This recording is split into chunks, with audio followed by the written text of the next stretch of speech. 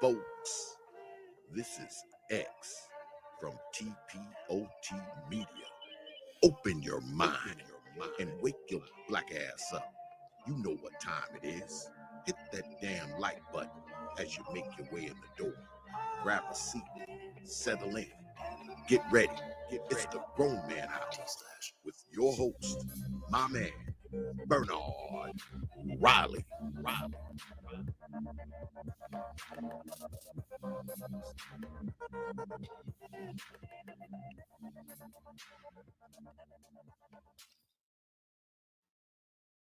Something special happened today. I got green lights all the way, with no big red sign to stop me, no traffic jam delay. See, I was driving over the moon in my big hot air balloon, floating high into the darkness. I hope I get there soon. There's so many things to do, so many people I need to talk to,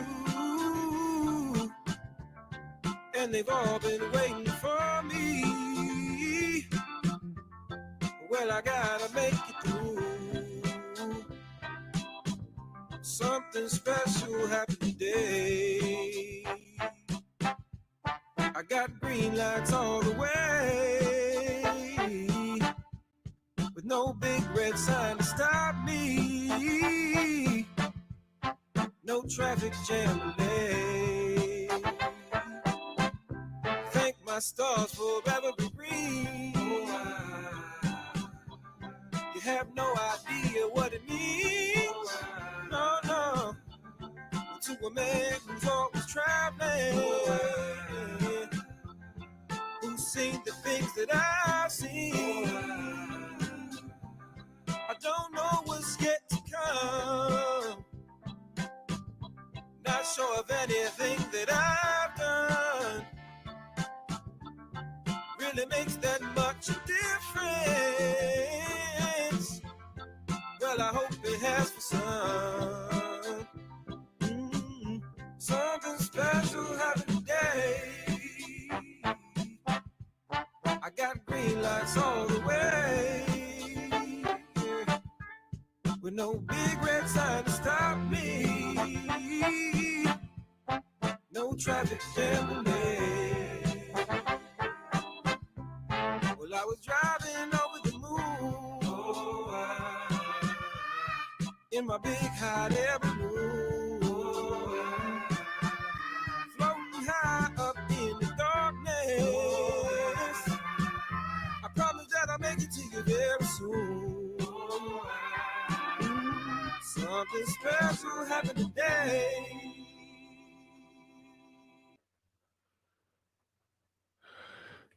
What's up, good people? We in the building. We back in the building once again. Like to welcome everybody in here. Like to welcome everybody. I think somebody may have just hit the Cash app right before we even got all the way started. Agon Stark came through with a $5 super chat. $5 Cash app saying, what is he saying here? Oh shit, I lost it.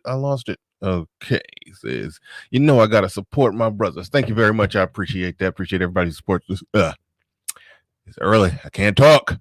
Everybody who supports the stream, thank you very much. My man Justin Marks just came through with a super sticker. I appreciate that. Haven't even sent the link to Mr. Fantastic yet, but we about to be chopping it up on a number of subjects. The de facto subject that we're going to end up on is we still going to have a little basketball discussion. We are going to be talking sports by the end of this bad boy, but we're going to bounce around a few topics going around in the sphere.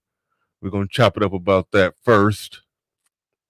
And then we're going to end on the basketball talk, because that's what Black Wolf sent me a sizable cash app, wanted me to do a show one-on-one with Mr. Fantastic about where do we rank LeBron now. And I accidentally did the show without him because everybody kept talking about NBA basketball after the Lakers won the championship. So I started talking about it, and then a good debate started, and we did end up doing 3 hours on it. That's on my Patreon. I made it private and sent it to my Patreon, so you can go to my Patreon and listen to that. Even my show last night with Pablo Frescobar is a Patreon only show. I'm going to start doing that, not with every show, but with some shows. I'm going to be sending them right to my Patreon. So everything that I do live will not be staying up. And I'm trying to email Mr. Fantastic right now as we speak. Should have had that already done, but it's complications I don't feel like explaining. That tends to happen when I send the emails and people join the StreamYard while the intro is playing. Crazy shit tends to happen. So, and yeah, I'll probably hear some background noise that I gotta, that I do gotta get rid of. So I gotta get that together. Well, first off, let me just check. Push 1 in the chat if you could hear some background noise, like something rumbling. Because I'm in my basement, and when the heat turn on, you could hear like a little, like, the vents and all that. So let me know. Push 1 if you could hear some rumbling background noise. Because I don't know if y'all can hear that. I normally turn the heat all the way down, if not off, when I'm on the air. So let me know if y'all can hear that. Push 1 in the chat if you can hear that rumbling in the background.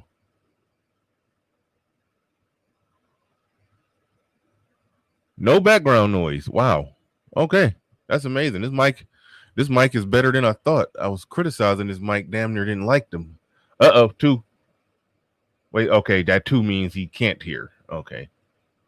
No, I don't hear. Okay, I trust Naima and Kenny Kanjo. Trust Naima and Kenny Kanjo. Anybody else, I would have said y'all was bullshitting me, but Naima and Kenny Kanjo, they wouldn't lie. They wouldn't lie. So thanks. I appreciate that. I appreciate that. So cool. I see your perfect blackness.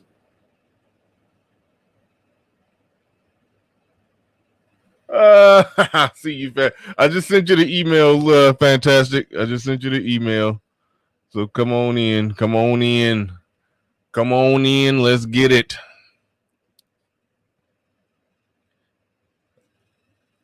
Got this delusional Kobe fan about to get that work.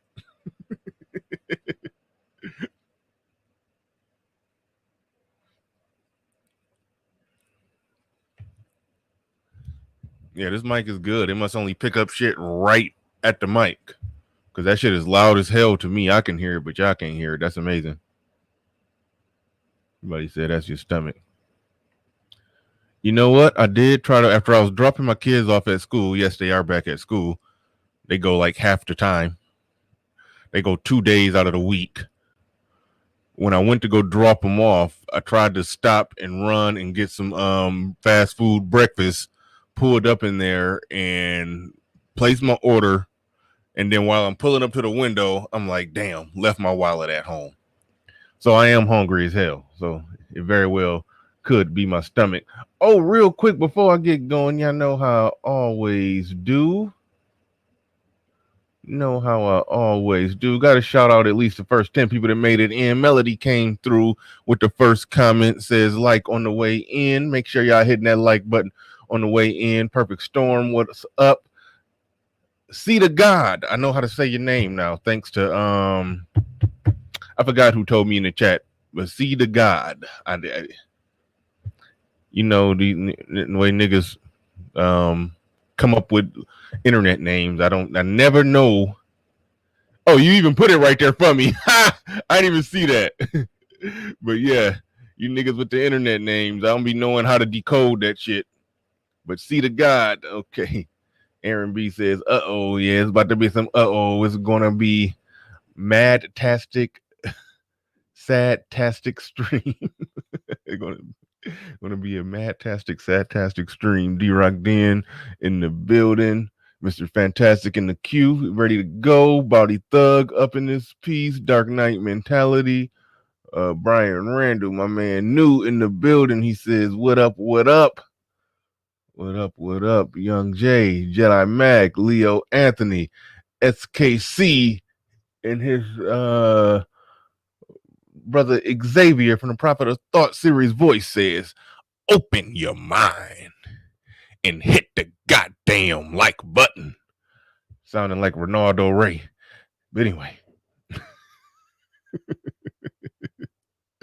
anyway, thanks everybody coming in. We almost got 100 people in here.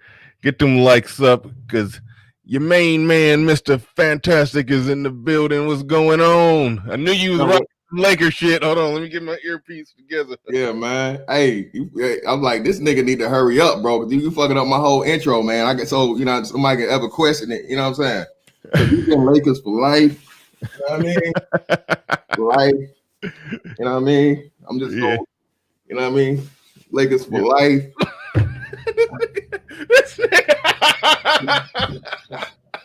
Hold on. Well, you gotta change the hat too. You know what I mean? You've been Lakers for life. You know what I mean? You've been Lakers for life. You know what I mean? The way we had the 16 championships, you know what I mean? Way back then. You know what I mean? Of course, you know what I mean?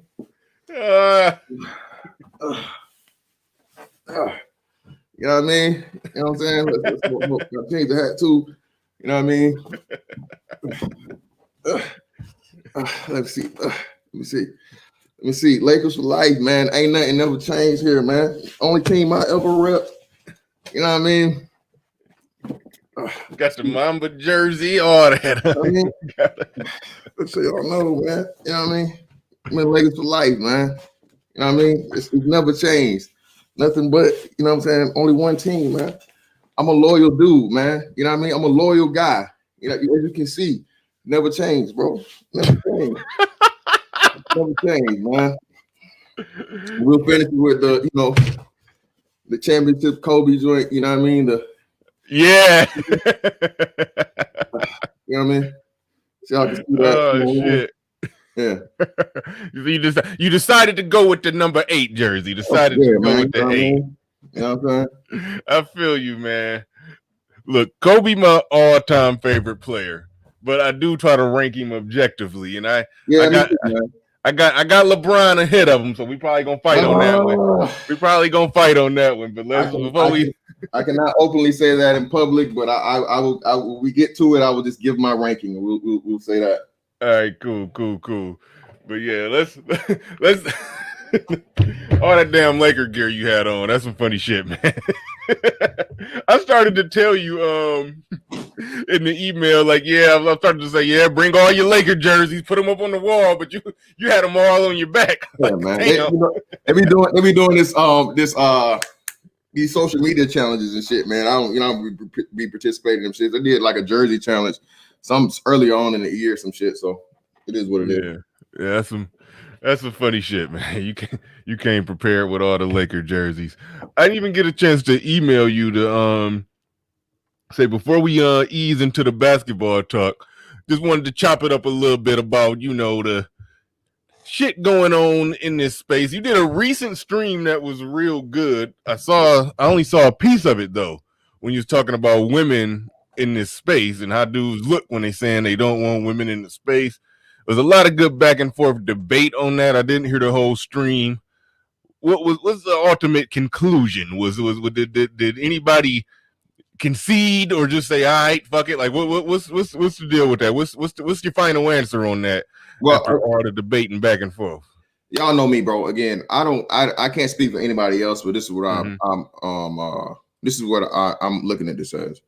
When I take any and everything that everybody said concerning this space about, the space being a business as well as a man's space, and I look at the current condition of Black men as far as our placement in the society that we're in, from a business aspect.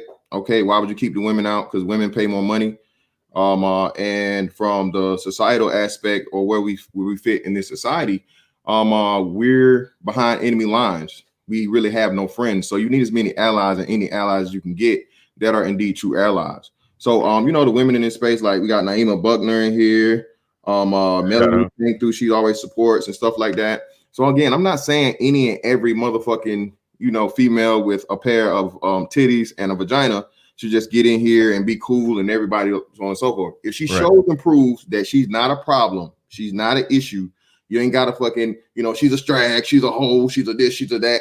Again, if she is that, by all means, treat her as such. Get her the fuck up out of here. But it's been a couple of times, man, where I've seen dudes that just even in your chat is one of the hey, they be live, man. I'm gonna start. I don't know what I'm gonna do with this damn chat.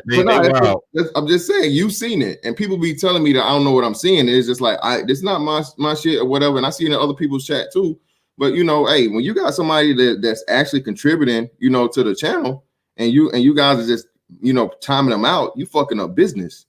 Ramil Amir had to tell somebody that because they was timing out somebody that had actually fucking super chatted, and he was like, "Hey man, the fuck y'all doing? If she ain't saying nothing wild and she's actually giving money to the chat, why the fuck would you motherfucking block her or time her out?"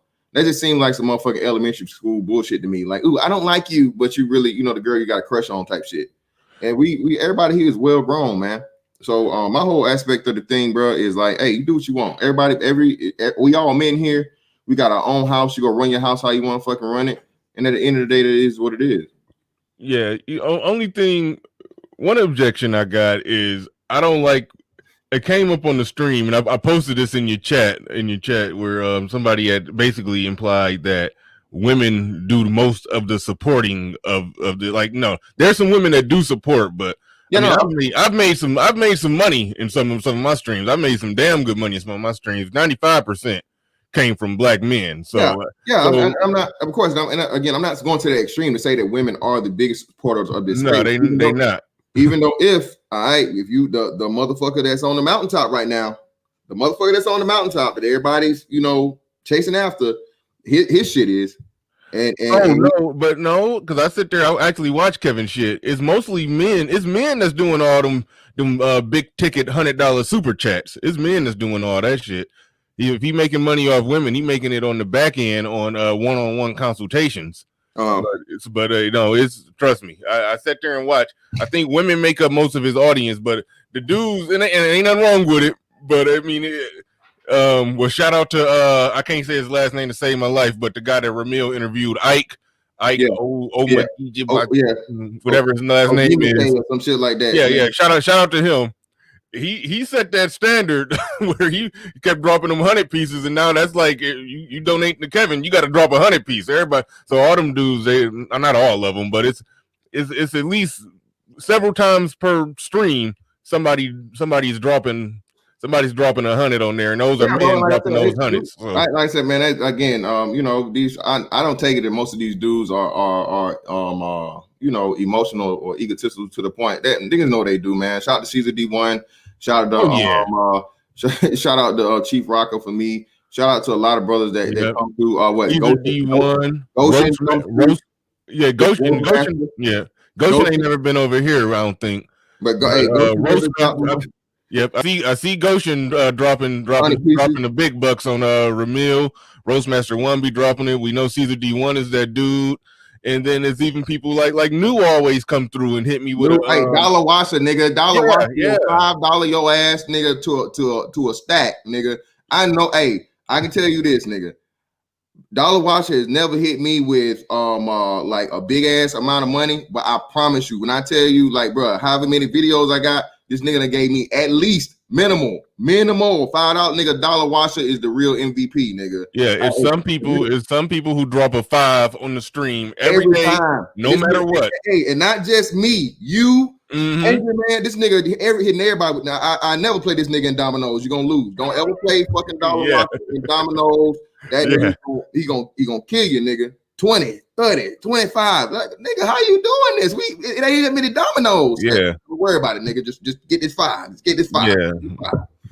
Yeah. So I appreciate all the support in this space. Brothers come and most definitely, hey, bro, Cyber Lion 7, nigga. Cyber Lion 7 came through one night. That nigga hit me on the Cash App. He hit me on the fucking super chat. Like, again, man, there's so many brothers in this space, man. Shout out to you, brothers. I never ever know a nigga. If a nigga tell me that y'all don't support, bro, hey, I'm squaring up. That's all I'm gonna say. Yeah. I even feel bad that we name names because I know it's a lot of names I forgot that I can't even name. Don't be offended, niggas. I'm just talking about the people that I know, people that come to me. I know a bunch. The new nigga Astro done paid to kick niggas off. Again, man, I got a long memory, bro. But I see you niggas out here with these bags, nigga. You know all day. Speaking y'all of that, Blaze, I be trying to motherfucking get somebody to ping your IP address, and I might, you know what I'm saying? Blaze by in the building. What it says, talking about said called you a Laker fanatic. I feel you. I feel you. I feel you. He says, my dude, fantastic is hilarious.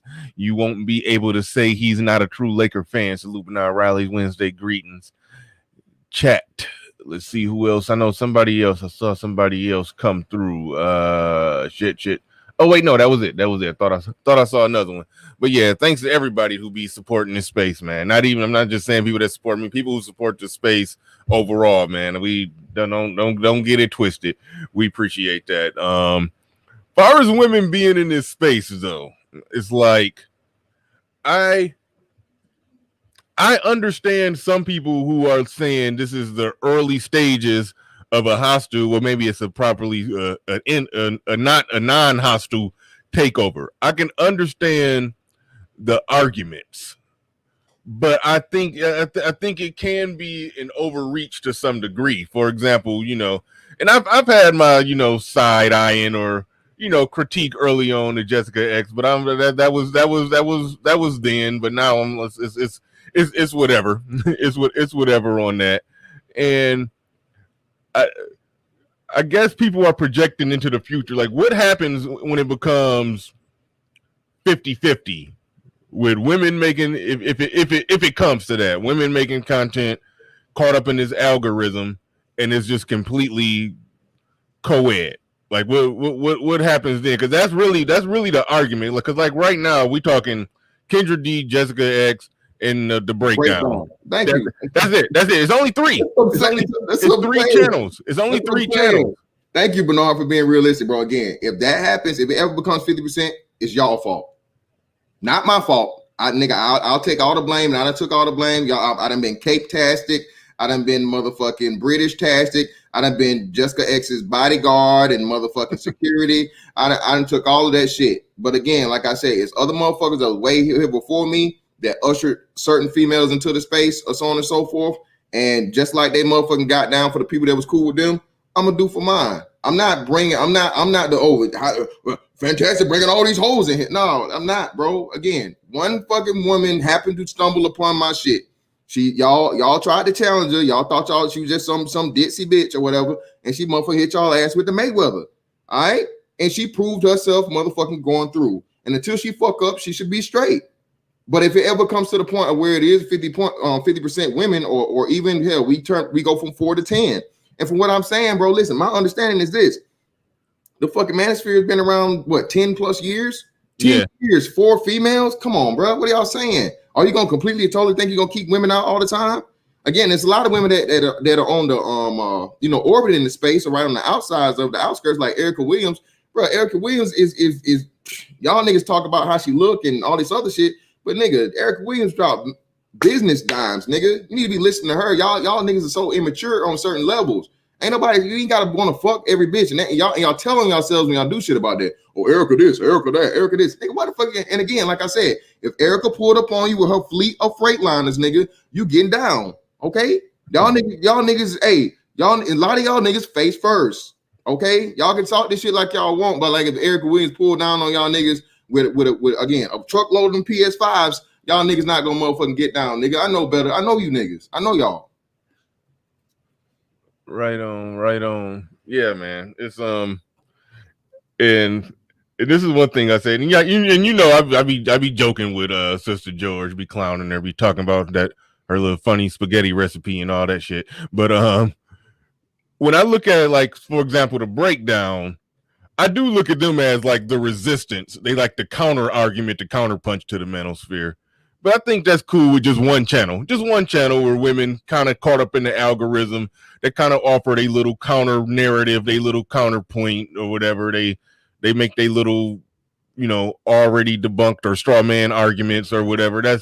I think that's cool if it's one of them. But I will say that if it get to the point to where it's just a shitload of them and dudes are just flocking to that, it can turn into a breakdown of the space. But right now, I mean, we don't need to get.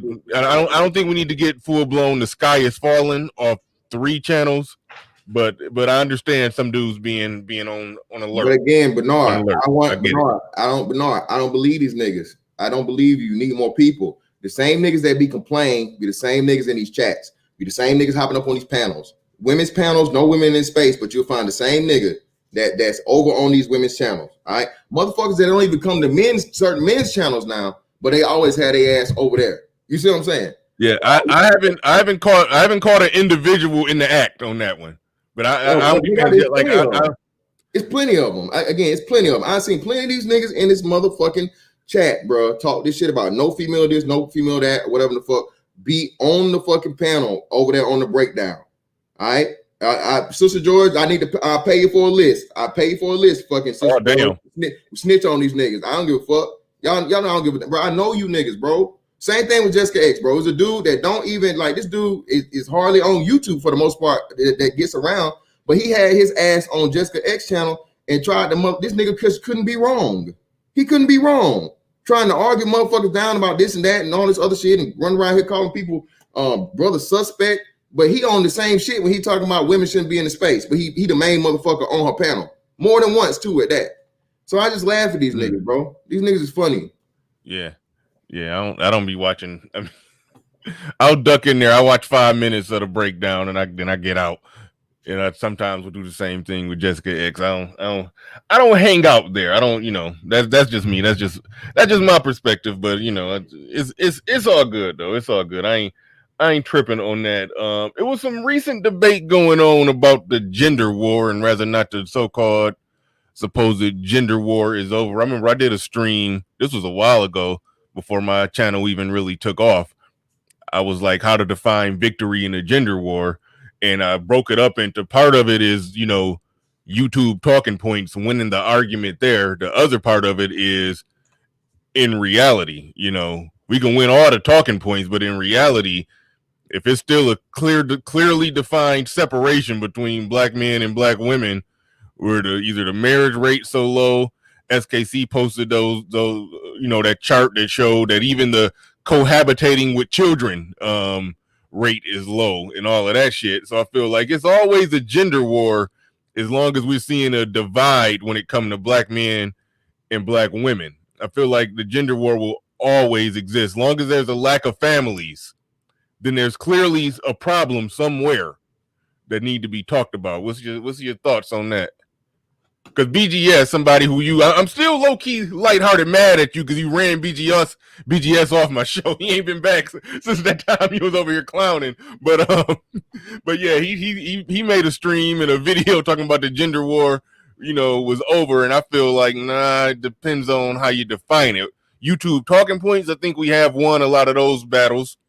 So you can probably say we won the war. But at the end of the day, black men over here, black women over there, with the cheering, we still got to say it's a gender war of some sort. What's your thoughts on that? Well, shout out to the old nigga. Listen, bro, the gender war of even in these cultures and things that people always reference, Muslim cultures and Western civilizations and shit always exists because it's power. Women want power just like men have power. Women want the power that men have. If you go back and you look at the thing of Edward Bernays, The Century of Self, they tell you how they got women to get into smoking through understanding that it's women have penis envy. Okay, that's and the cigarette was like a phallic symbol, and it seemed as something that's very, very simple. Nothing at all as being like just a cigarette, but it's much deeper psychological things and a whole lot of things that just seem surface level. So once you have an understanding of that, man, the gender war in essence will never ever end. Again, if you go back to the Bible days, Eve had Adam eat the apple. Why? Because Eve wanted to know what God knew. Eve was told, hey, if you eat this, you will know what he knows. Pretty much like, what I'm saying, God is keeping you away from knowledge. God is keeping you at a lower level than him. And you should be just as good as him in essence, right? Not saying verbatim, niggas. Don't get on me, you scripture niggas or you Hebrew HI niggas, okay? But you know what I'm saying. So you have that understanding of the woman always wants to have the powers of that the man has and be seen as an equal of a man, even though she's not built to be that way psychologically or physically or emotionally. She's always going to try so the gender war will never ever end. Yeah, shout out to Great Britain, which is $5 super chat. He said, "Let me donate my $5 and still get ignored." What you mean, still get ignored? I don't know what Great you're Britain, talking come about. on, see Great Britain, stop, man. Come on, yeah, Great Britain, the A1 day one, man. Shout out to him, bro. Yeah, I don't know what he's talking about there. I do have a tendency sometimes when they get to popping in here with the live panel. I do miss some super chats if niggas go to wilding, but but shout out to Great Britain. Shout out to Great Britain. He was one of my early Patreons. Speaking of Patreons, I my last two streams, I said this earlier when it was probably like 50 people in here. I'll say this again. My last two streams are available. They're just available on Patreon. I'm going to start doing that. Not with every stream, but a lot of my streams either got to catch it live or become a Patreon. That's it's going to be one or the other. I do want to grow my Patreon page. I'm going to start uploading some Patreon. Well, not necessarily Patreon only stuff. It's going to be similar to what Ramil do. Go live after the live happen, take it down and put it on Patreon. So it's going to be a lot of that going on. The last one I did a stream with Pablo because he's down in Medellin, Colombia. I think I said it right. Down there, he was in a bar with some ladies, with some senoritas. I don't know what you call South American women, but yeah, he was in there getting it in with some women. It was a little fun stream. He was trying to get it. He was getting his Marco Grande on. It was kind of cool. So I did a little stream with Pablo, while he live on South America, having a good time out there, having a good old nigga time out there. But so yeah, that one is on Patreon, and the other stream that I did where we was talking sports and all that, that's on Patreon too. So make sure you sign up for my Patreon. I'm gonna be dropping Melody dropping the link right now for the Patreon. Make sure y'all go and click that link, check that out, become a Patreon, and you get the exclusive content. Now I hesitate bringing this one up. Because I stayed away from the I don't even know what to call it. Homeboy just outed himself. I saw an interesting debate that I was like, it was on a Prophet of Thought. I was like, and what the fuck is going on here? Where it was kind of impromptu because I think Obsidian didn't show up for Obsidian versus the World. But so Jessica X and SKC was on teams against fucking Gabe A. Shout out to Gabe A. That's one of those supporters. That we was shouting. Yeah. See. Hold on, wait, hold on. Hold on for the audience. I gotta make sure they understand the title of the debate. The title of the debate was something along the lines: if we let women in the space, should we? If we're gonna let women in, we might as well let gay men in. So that I was like, are y'all seriously about to argue that point? Like it was some weird shit. You saw that, right? Yeah, and you know what? I hopped in like towards, I think they was doing the last round before they did the rebuttal round. So I didn't even know that was the topic. I didn't even know that was the topic of the debate. But I was just like, and I heard those sentiments, but not that exactly. So now everything actually makes sense. And I'm just like, man, y'all tripping, nigga. Y'all on some Russell Westbrook. Nigga, you tripping. Y'all crazy as hell. And speaking of BMT, he be having women on his panels. I was like, what's going on here? Majority of women. Yeah, he always got women. Faith be sharing his shit. That's the woman let's not bring up James Brown. Let's not bring up James Brown Jr. Come on, let's not do it. Why you call her James Brown? That's what she looked like. James Brown / motherfucking Samuel L. Jackson. If James Brown and Samuel L. Jackson had a baby, Faith. Keep it. Keep the faith, people.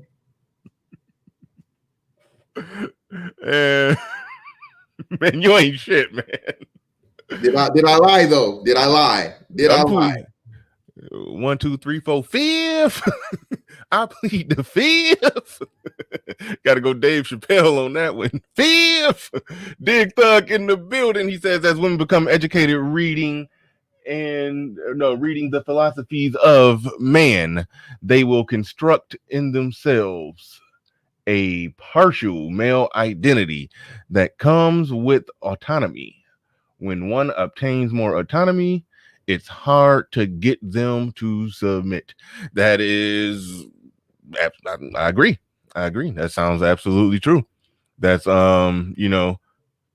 was funny. Everybody was talking about the Jenny Mai stuff. I'm supposed to did a stream on that. I still might, but everybody talked about what was said after Jenny Mai made her statement.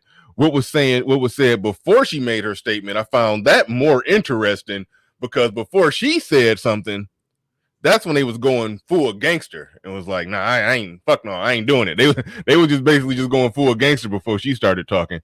They kind of, tried to meet in the middle after she said what she said. But either way on that one, Black Caesar says, peace, Bernard, and Fantastic.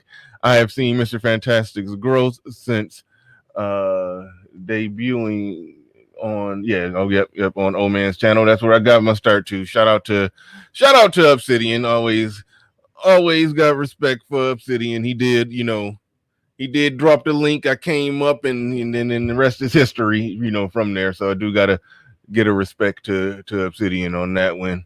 It appears that he's retiring these old niggas, man. Get out of there. Get out of there. It's fantastic. You gotta let the old niggas breathe, man. You trying to they in their last years. You just trying to put them down. Trying to put them down too early, man. Let them go in peace. Get up out of here, bro. Hey, you gotta move around for the young lion, man. You gotta move around, bro. No, man. They can just let them age gracefully, man. You ain't got to do all that. Fantastic. Corner Store Podcast says, Mr. Fantastic, as a former Marine myself, congrats on your military success and hope you have a prosperous retirement. How many more years you got before you up out of there? 3. Damn. So, you must have went right at 18. You can retire after. I went at 19. Okay. So you only got to do 20 years in the military. Yeah. Damn. Man, that's a lick. You get right in at 19. Shit. You ain't gonna even be 40. You're gonna be retired. Like, that's a lick right there. That's what's up. What else we got up in here? Okay, that's it on the super chats. Damn, what was I about to say? That damn the BMT, what's the name debate? Yeah. I was just trying to figure out like that's just doing the absolute fucking most to even. I understand a propositional argument, like you're saying if this then that, but how you gonna equate women being in the space to gay men being in the space?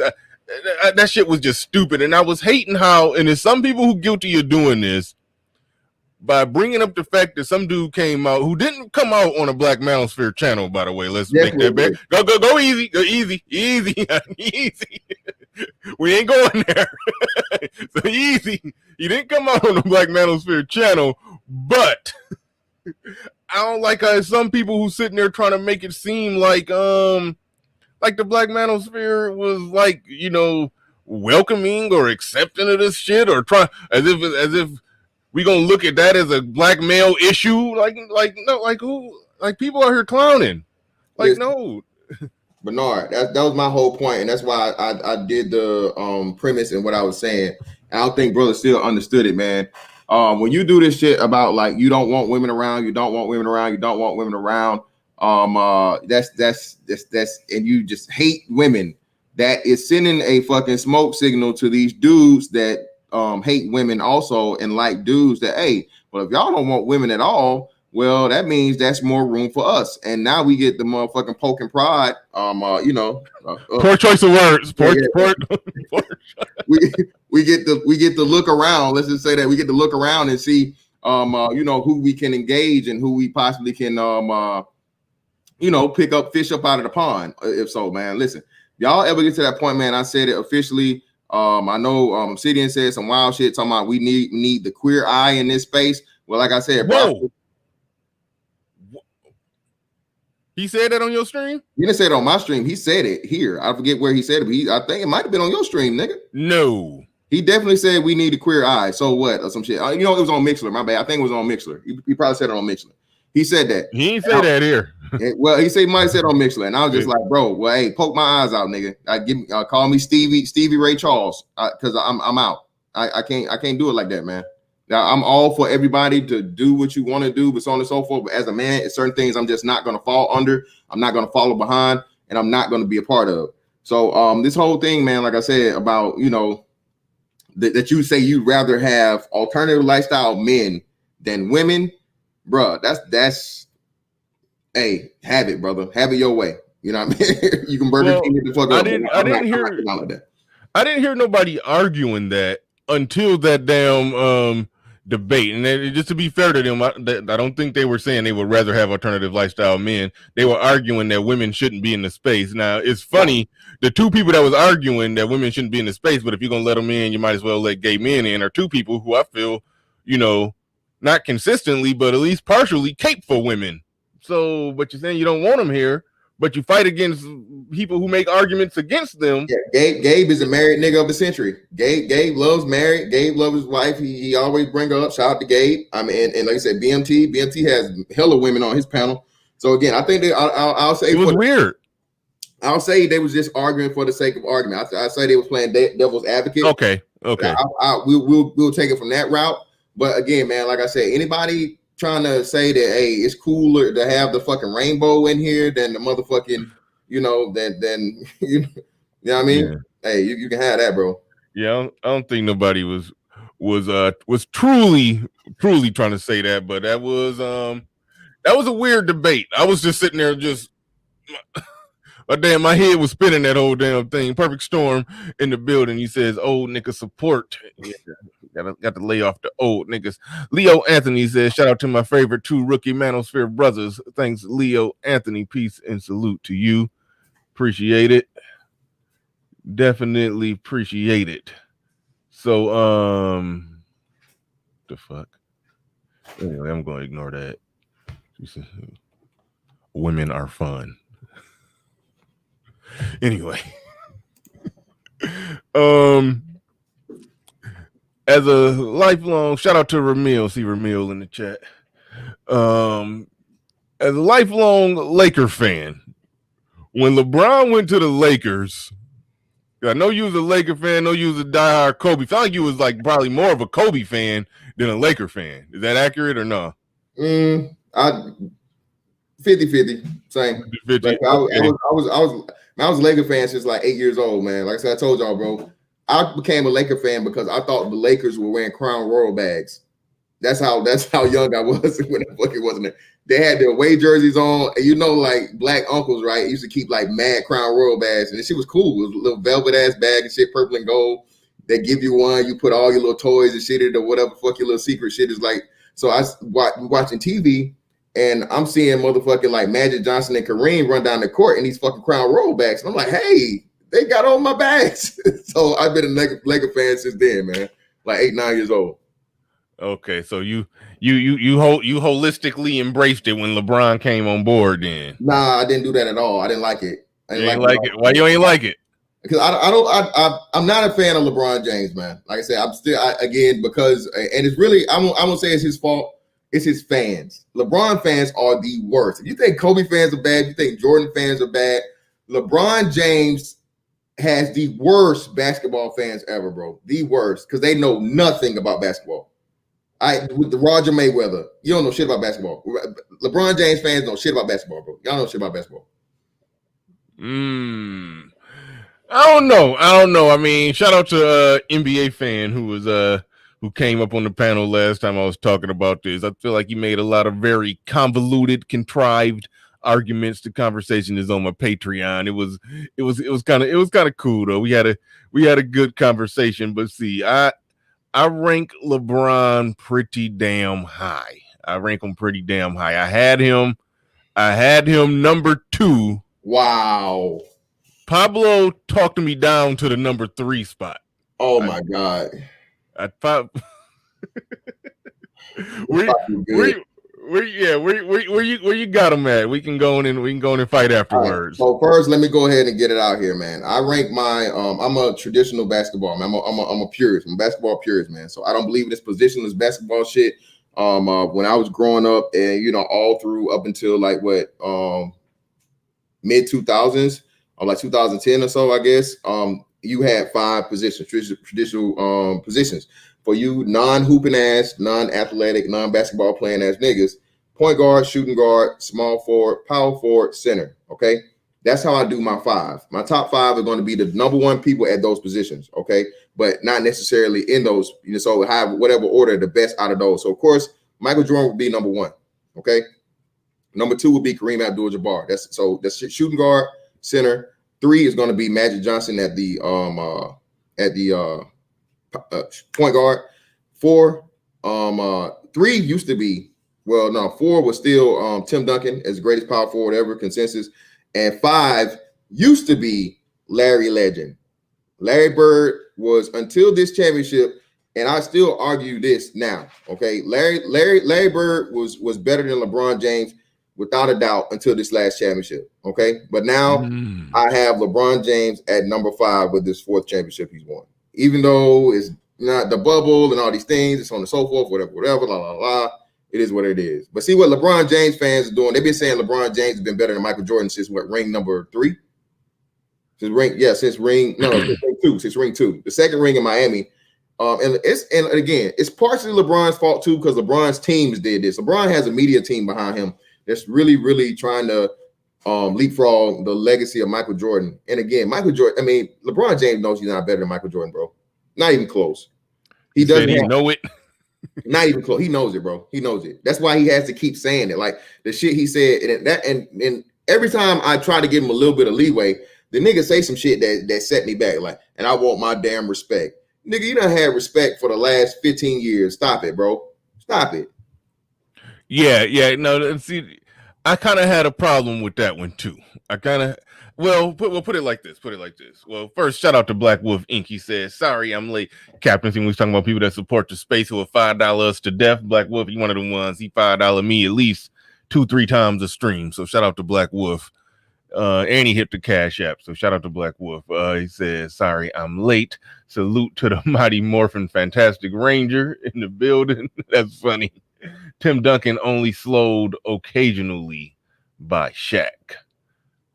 I don't know exactly where that's coming from. I rank Shaq over Tim Duncan. I know that's controversial too. I got a few controversial rankings. So when you do your ranking, I understand what you did it by position. And if I had to do it by position, it would come out something like Kareem, Tim Duncan, LeBron, Jordan, Magic. So yeah, we got the same ranking by position. But if you just had to go overall, where you ranking it? If I had to go overall, like non-position, positionless, just who the best? Kobe would be over LeBron still, hands down. Kobe, if you go positionless, Kobe would be top 5. The only reason Kobe can't be top 5 by my standard is due to, like I said, Michael Jordan. Michael Jordan's already in his position, so he's never going to replace Michael Jordan as the greatest shooting guard ever, especially when Michael Jordan is arguably the GOAT. And even with the GOAT arguments, man, I think Kareem Abdul-Jabbar never gets enough love, man. Kareem Abdul-Jabbar dominated at every level of basketball. From high school, he never lost in college. He got the same, he has 6 championships. He has 6 championships like Jordan, and I think he has the same number of regular season MVPs. He just doesn't have the final MVPs. So Olympic gold medals, all those things. So I think people really, really don't know. Non-basketball purists, you got casual fans, you got purists, right? So Kareem Abdul-Jabbar never gets his due. And then you get the old niggas. What about Bill Russell? Listen, Bill Russell, don't count him. I mean, neither. I put him in the top 10. He got to be in the top 10. I put him at number 10 for historical purposes. But man, I heard the silly, the silliest shit I ever heard. I forget what it was, but this nigga said he told Shaq he'd whoop his ass. I'm like, bro, you 6'9", like 200 and maybe 210 pounds back then. Man, Shaq would have fucking demolished you. Bill Russell was the same height and weight as fucking Darius Miles. Like, get out of here, man. It ain't even nothing to talk about there. Like, so, but no, the reason I don't count Bill Russell, I hate to do it because anything 50s and 60s, when I'm doing my top 10 list, I take them off the table just because. If you can go on YouTube right now and type in 1964 NBA Finals and see an unedited game of Wilt Chamberlain and Bill Russell, his Celtics playing against the Sixers back then, and you're gonna see guards who can't even put the ball in their left hand. Like, the game was too young for us to make an accurate, assessment of how good somebody was. We basically just be ranking them based off what they did against who they played against and or how much they dominated their era. But if you just watch a game from the 80s, like you could see Dominique and Drexler out there and see their game and be like, oh yeah, they could play today, and every their game is modern. They got modern day game. Exactly. So yeah, once we go back that far where it ain't modern day game. Bob Cousy, like I said, according to like the everything historical shit, Bob Cousy would be like top 50 greatest players. Bro, Bob Cousy is not a fucking 50 greatest player, bro. Like I say, you got Steph Curry just came into play. Steve Nash just came into play. Fucking who else? Gary Payton, KJ. People forget about like Kevin Johnson. Just think about Tim Hardaway. All the people that people get forgot about, man. Like I said, and that's why I say most LeBron fans, bro, are younger cats. Even though I don't understand y'all cats like you and y'all Shannon Sharp ass niggas that are just so in love with LeBron. Like y'all But you got give me your 10. It looked like you going Jordan, Kareem, and who you got next? So positionless or traditional? Positionless. Okay, yeah. Top 10. Who the best? Vote to Jordan, 10. Yeah. Jordan, Kareem, Magic, Bird, Duncan, Kobe, Shaq, LeBron, Hakeem Olajuwon, and damn, you just like me. I fumbled on 10. I can't have to figure it out. That's hard, bro. Because you're shutting a lot of people out. So it's a toss up between Karl Malone. I rank David Robinson real high. Garnett in that conversation. Barkley kind of creeping into there, but Barkley like 15. He's good, but I can't put him in there, man. I can't put him in there without a ring, bro. Like you can't make top 10 without a ring. You just can't. So it'd be KG would be a good argument, but a lot of people like Dr. J. I guess I say Dr. J. Yeah, I don't put Doc that high, but Doc definitely. I'm like historical wise and whatever, because Dr. J kind of lost out though because of the whole the ABA shit. But I mean, had the NBA not been there, but I would, I think 10. No, I'm forgetting somebody, man. I'm fucking up big time. KG doesn't make top 10. No, the reason is hard because you normally got Bill Russell and Oscar Robertson as fillers. Once we take them out, it's hard to even get that 10 exactly like you wanted it. Yeah, man. I don't know. That 10, 10 would be a toss-up, man. But I don't think I got KG in top 10. He only got one ring, and he got if Durant ball out the next couple years, Durant could creep into that top 10. Yeah. Hey, you know what? Durant and Steph Curry is on the cusp, bro. Either one of them get what's the name, bro? I got Durant in definitely top 20, arguably top 15 right now, and I got Curry in top 20 also. Yeah, Curry, especially Durant. If Durant wasn't injured this season, he would have had that full year with Kyrie. He would have been knocking on some doors, especially if he could have took down LeBron without the Warriors super team. But anyway, speaking of that, that's a good segue into what Great Britain talking about, because I debunked this shit on the last show when I talked about this. It said he won 4 out of 10 times. That makes no sense. So you telling me if he got out of those 6 finals losses, if 3 times he would have got swept in the first round, and then another 3 times he would have lost in the Eastern Conference Finals, you'll be saying he won. You'd be saying he 4-0 in the finals. But because he made it further and then lost, now that's a knock on his legacy. Well, no, that's everybody though. No, I see that's what's wrong with y'all LeBron fans, man. Y'all change up the rules, man. Listen, you make it to the dance, you gotta win, bro. You make it to the dance, you gotta perform. Point blank, period. That's the championship standard. Y'all hold that shit for Kobe. Kobe got what? I don't. Kobe got what? 2 finals losses. 2 losses. He hang that hat. He hang that on his hat. Even he counted them. You don't get the fucking. If you don't make the finals, that's just not a loss. It's just not a loss. How is it not a loss? If you lost to a lesser team, that is a loss. No, it's not. You're talking finals. Finals is different from playoffs. Finals and playoffs are 2 different things. All right, let me explain it like this. I know, but if you got to go through the playoffs to get to the finals, That's like almost like, okay, they talk about like a final exam. That's how some people explain it. But if there's prerequisite tests to get to the final exam, if you fail the prerequisite, I'm not going to penalize the person who passed the prerequisite test more often but failed at the final exam. I'm not going to penalize him more than somebody who couldn't get past the prerequisite.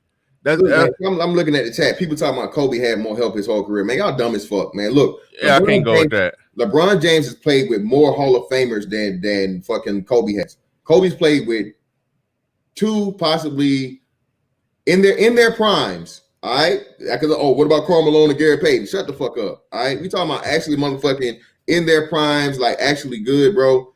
He played with 3 Hall of Famers, and that's because I don't count the Steve Nash shit either, man. Listen, Kobe was hurt then and all this other shit. So in his prime, when he was actually in the prime years of actually chance to win a championship, bro, Shaq, you got that's the only Hall of Famer he played with in their first what's name. None of those other guys are making a Hall of Fame. They might get it. They might get it after this. You know, after they get in that casket, they might get it. Robert Horry might get a posthumous award. Derek Fisher might get a posthumous award. Horace Grant deserves to be in the Hall of Fame, but I don't think. But that don't matter because I mean he was a role player past his prime playing with Kobe. So yeah, Kobe. So you have helped my point. So as prime number 1 go-to guys, he's only played with 3 Hall of Fame guys, and only 2 of them was in his prime. That's Paul Gasol and Shaquille O'Neal. Okay, don't tell me shit about no Andrew Bynum. Andrew Bynum didn't even make it out the league, wasn't even in the league once he was off the Lakers. And when he was with the Lakers, the nigga was hurt 70% of the time. Lamar Odom is not making no fucking shit. Who else? Again, then you got Dwight Howard. Dwight Howard played with him for 1 season, and that was a fucking nightmare. That was the year that Kobe blew his Achilles. Yeah, so, and Steve Nash and what's the name? And Kobe literally willed the team. Kobe willed that fucking team to fucking the playoffs, bro. Yeah. People don't give him his credit for that. Listen, and Kobe is the only, this is something you can't fucking deny, Bernard. Nobody can. If you can, I got $100, motherfucker. Name me the GOAT level player, the all-time considered great player who had to wait 7 seasons to get their own team. Name them. No, you can't. And see, that's the argument that I make. I made that argument on the last show because somebody tried to say, well, what if people make stupid arguments? This is where LeBron fans get stupid. They was like, well, what if LeBron had Shaq for 8 years? I'm like, Kobe didn't have Shaq for 8 years because Kobe wasn't Kobe them first 3 years with Shaq. Exactly. You know, he's a high school. Thank you. Garnett, Kobe, and T-Mac opened up the way for LeBron. Mm-hmm. I don't even know that. That's why I can't have this conversation with these, especially the young motherfuckers that don't know no better. Garnett didn't get burned like that. Garnett didn't get really starting and playing like that till he was in his second season to be the go-to guy. Right. T-Mac was behind fucking what's the name? Kobe was the same way. Where Kobe was playing behind Nick Van Exel and Eddie Jones. Yeah, these kids don't even know how great those 2 players was. Eddie Jones was a Michael Jordan-esque player who was supposed to be the next Jordan before Kobe came through. Then Kobe blossomed in the 98 season when he made his first All-Star team and shit, right? And that's why they got Eddie Jones up out of there. They understood. Hold on, but even when you say Kobe made the All-Star team, he made it coming off the bench, though. Yeah, so, exactly. You know, the fans voted him in, so you wouldn't really like he was just killing it. He still wasn't Kobe yet. He didn't get fully Kobe until he's like 18 points a game or something like that. It was 17. Then he got hurt and ended up dropping down to like 15 because he was had some injuries at the end of the year. But he still should have won 6th Man of the Year. But either way, it wasn't until he was it wasn't until the year 2000. That was after Eddie Jones was gone and Kobe was at really became Kobe. That's when him and Shaq started winning championships. So that's where I got to count it from. And so when him and Shaq both got on that level, they went 4 out of 5 years and won 3 of them.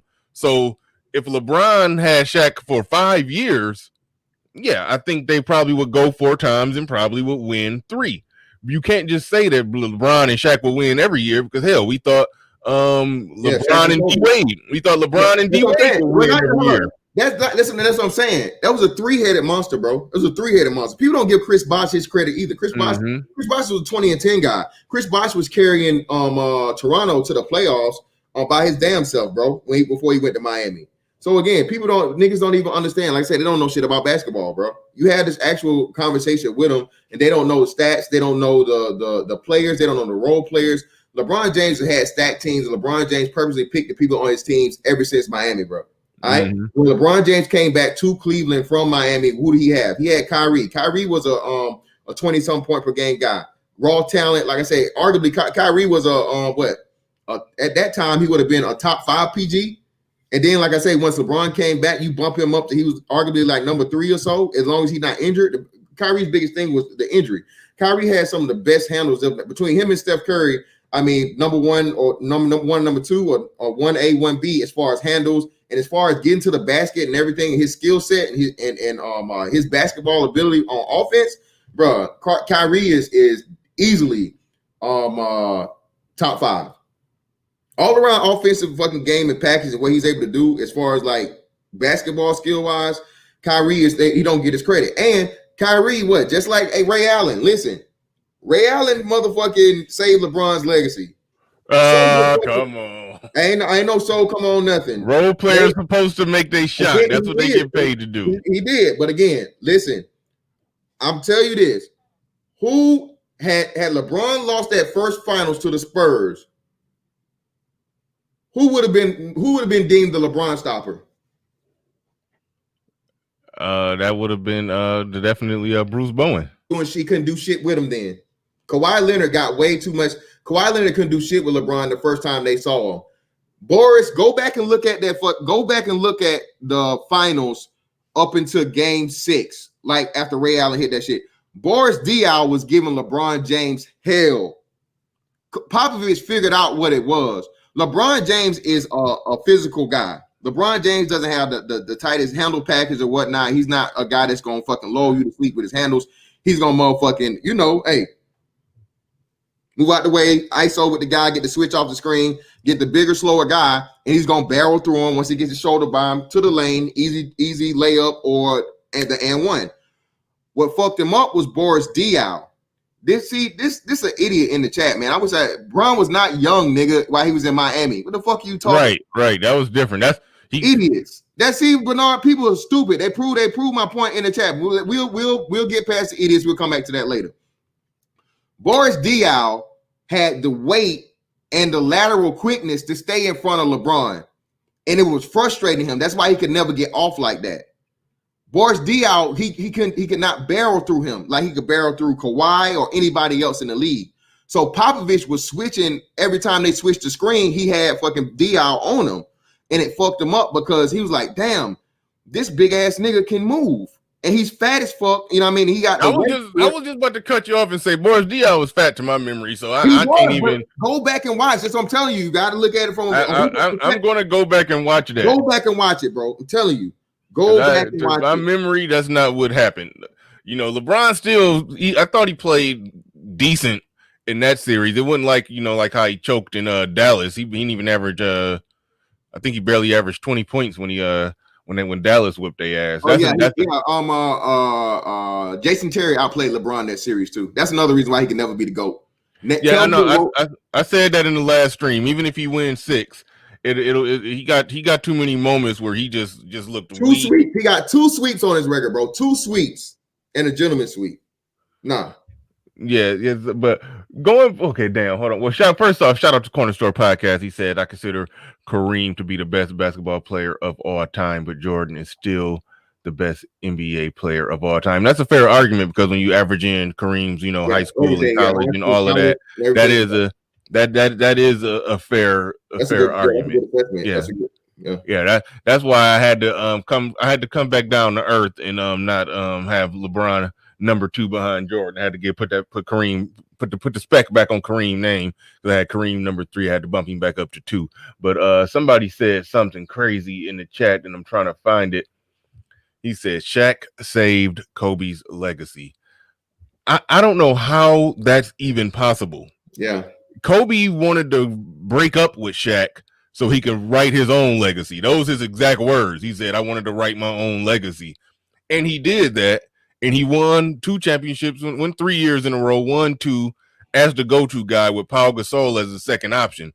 So I understand people giving Kobe some criticism for winning those 3 championships early with Shaq, because Shaq was just such a ridiculously dominant force.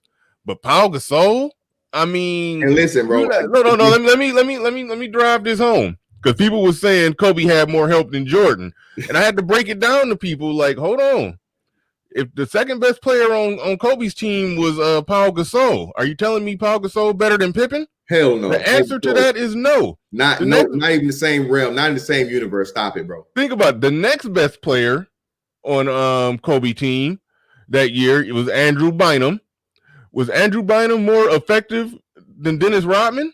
No, it would have been Odom over Bynum, but even still, like I said, Odom would have been over Bynum. So the order would have been Kobe. So okay, was Odom more effective than Bynum? No. I mean, than Rodman. No. So that's no. So if we drop it down to Bynum being the 4th player, Bynum on and off that injured list, being inconsistent, not even finishing games a lot of the time, because he was on the bench, because they was going with Pau Gasol and Odom down low, and Bynum on the bench and late in the 4th quarter. So was Bynum? You could argue that Jordan got just as much out of Kukoc as what Kobe got from Bynum during those championship years. I don't know if Iman Perry is a Kobe hater or he's a LeBron a LeBronistan. I don't know. That's always hard to tell. Listen, this dude said 3 finals MVP, bro. Kobe would have only 2 championships without Shaq. How about Shaq would have no championships without Kobe, or he have 1? How about that one? Or more specifically, you don't know what would have happened with Kobe's career. If Kobe would have started his career without Shaq, but if they just would have found him a second option similar to Pau Gasol, you don't know how many scoring titles he would have piled up during those years. You don't know if he would have won championships during those years. And that's what I'm saying too, Bernard. On top of that, for one, this is why you can't talk to niggas don't know shit about basketball. Shaquille O'Neal had somebody that was Kobe before Kobe. It was this guy named Penny Hardaway, Penny Hardaway. Penny Hardaway was raw as fuck. Okay, Penny Hardaway torched and murdered fucking Scottie Pippen, bro, in those in those final in the Eastern Conference Finals the year before in '95 when they beat when Jordan came back, bro. He destroyed him. It was just so fucking ridiculous, man. Penny is one of the if top 5 too. You got what if they never got injured? If they never got injured, you got Penny, Grant Hill, the guy that played for Portland. I can't think of his name. Light skinned dude. Brandon Roy. Oh yeah. Penny, Grant Hill, Brandon Roy, Greg Oden possibly, but I don't know. We never really got to see him. Never did anything, so I can't. Never got to really see him. T-Mac. Yeah, there we go. T-Mac and actually Larry Bird. Larry Bird ended Larry Bird career ended soon because he fucked his back up. Remember, Larry Bird was done by the Dream Team.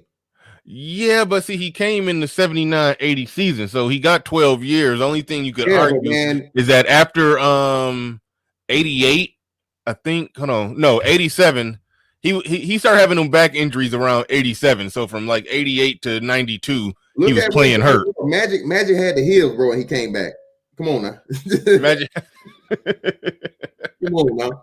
But if you don't want to count him, let me see another injury guy. I don't know. I could think of it. I'll think of another one. But yeah, man, it's plenty, bro. I said, but yeah, man, Shaq and Penny, bro. Shaq and Penny was Shaq and Kobe before that, and he can do it. Shaq got swept, bro. Shaq got swept, and that was the year they should have won. Shout out to Bernard Riley. That's when I fucked up. You remember that? Yeah, Houston. I fucked my ears up. Houston did. They had the 2-headed monster of Hakeem and Drexler. Yeah, and Drexler. But Drexler was over the hill, man. Drexler was late in his career by that time. So he shouldn't have. You know what I mean? It's not like he was. The 90 Portland Trailblazers. This was him in what 95. I think that would have he came in the same year before Jordan. He came in a year before Jordan, so that would have put him at his I don't know, like 14th or 15th year or something. Who you talking about, Drexler? Yeah. Yeah, he came in. Yep, he came in at in 83. So yeah, Drexler was older. Yeah, he was still balling though. Yeah, he was still balling. But damn, what was I gonna say? Oh yeah, SKC down there in the chat. He said Kobe won significant playoff games when Shaq fouled out or had bad games. Just saying, that's one thing Kobe don't get credit for during those Shaq years is that Shaq was the man, Shaq was the go-to guy, but them fourth quarters belonged to Kobe. Like they would, because you couldn't really go to Shaq that much late in the game, especially if they was gonna do the hack of Shaq, so basically it was about they used to go to Kobe. And Kobe used to close out them games. Like the fourth quarters belong to Kobe. So people be knocking Kobe, but I get the feeling with SKC, he don't really know nothing about basketball. He just root for black athletes based off who got a non-black wife. So that's come on, man, get out of there. Shout out to Judge Zilla too, man. Judge Zilla brought up something too, man. Penny had the best shoe line outside of Jordan, bro. Outside of Michael Jordan, everybody knew Jordan was the shit, right? Was standard. But when he came through, bro, Penny had like the hardest signature line, bro. That's the only thing that rivaled Jordan's ever. That's the only shoe line to ever rival Michael Jordan shoes. Michael Jordan's signature shoe, the only shoe that you could have that was remotely hotter than that shit or on par with it was Penny. And again, Penny had the first $200 basketball shoe with the foams. Yeah. With the foams. So yeah, man. Look at Penny was about to be the truth, man. That was him and Grant Hill. That was unfortunate. That was my era too. I was born in 1982, so I was a teenager playing a little bit of AAU and all that. I was falling in love with the game right in that early 90s era. And so when Penny and Grant Hill took off, it was like, man, them was my guys. That was like that. I was looking at them like the Magic and Bird of that generation. I thought they was gonna be that, and they both injuries ended both of their careers, man. That was just sad. It was just sad watching that shit. Somebody said Barkley kicks were dope too. Yeah, he had 1 year with them. I can't even remember. Yeah. Barkley had a. I ain't no sneakerhead like you, but I remember Barkley. I can't even remember what year when it came out. I can't even get a good picture of him, but I know Barkley had a year where everybody was rocking his shoes. 93, 94, I think that was the year they went to the finals. He had the CB34s, the high joints with the sort of kind of like a dinosaur raptor feel to them. Sort of kind of. I can't really explain them, but I own a couple pairs of those. Those were dope too. That was dope. Yeah. One thing I do this is something that Nick Wright said that I thought was genius and made a lot of sense. All right. He talked about how Jimmy Butler just balled out, was just balling. I think you didn't watch out of protest against all the Black Lives Matter shit, but trust me, Jimmy Butler was balling. He was going toe to toe. Even got the better of LeBron in a lot of them games when LeBron was guarding him and he was guarding LeBron. Jimmy Butler balled. He averaged like 28 points, 9 rebounds, 8 assists. Like he was balling. I didn't even have Jimmy Butler top 10 before this series. I had to put him in there. I don't even know. He a top 10 player in the league. Like he balled. He looked better than Kawhi Leonard out there in that series. Gained more respect for him. But and he beat Giannis Antetokounmpo, Greek Freak, on the way to the finals, where he balled out against LeBron but lost in the finals. So, based off the finals loss theory of criticizing LeBron, Jimmy Butler's legacy is hurt now. Giannis' legacy is not hurt because he got his ass kicked by a lesser team, but the man who kicked his ass and went in the finals and had one of the best finals that's possible, well, we got to shit on Jimmy Butler just really should go down a notch, but Giannis don't get knocked down after losing to Jimmy Butler. That's why the counting the finals loss theories concept just don't make sense. Well, to be honest with you, again, no matter how good of a series he had or whatnot, Jimmy Butler is never going to have a legacy. I mean, let's just be real. I mean, this is his what season is this for him? I don't know.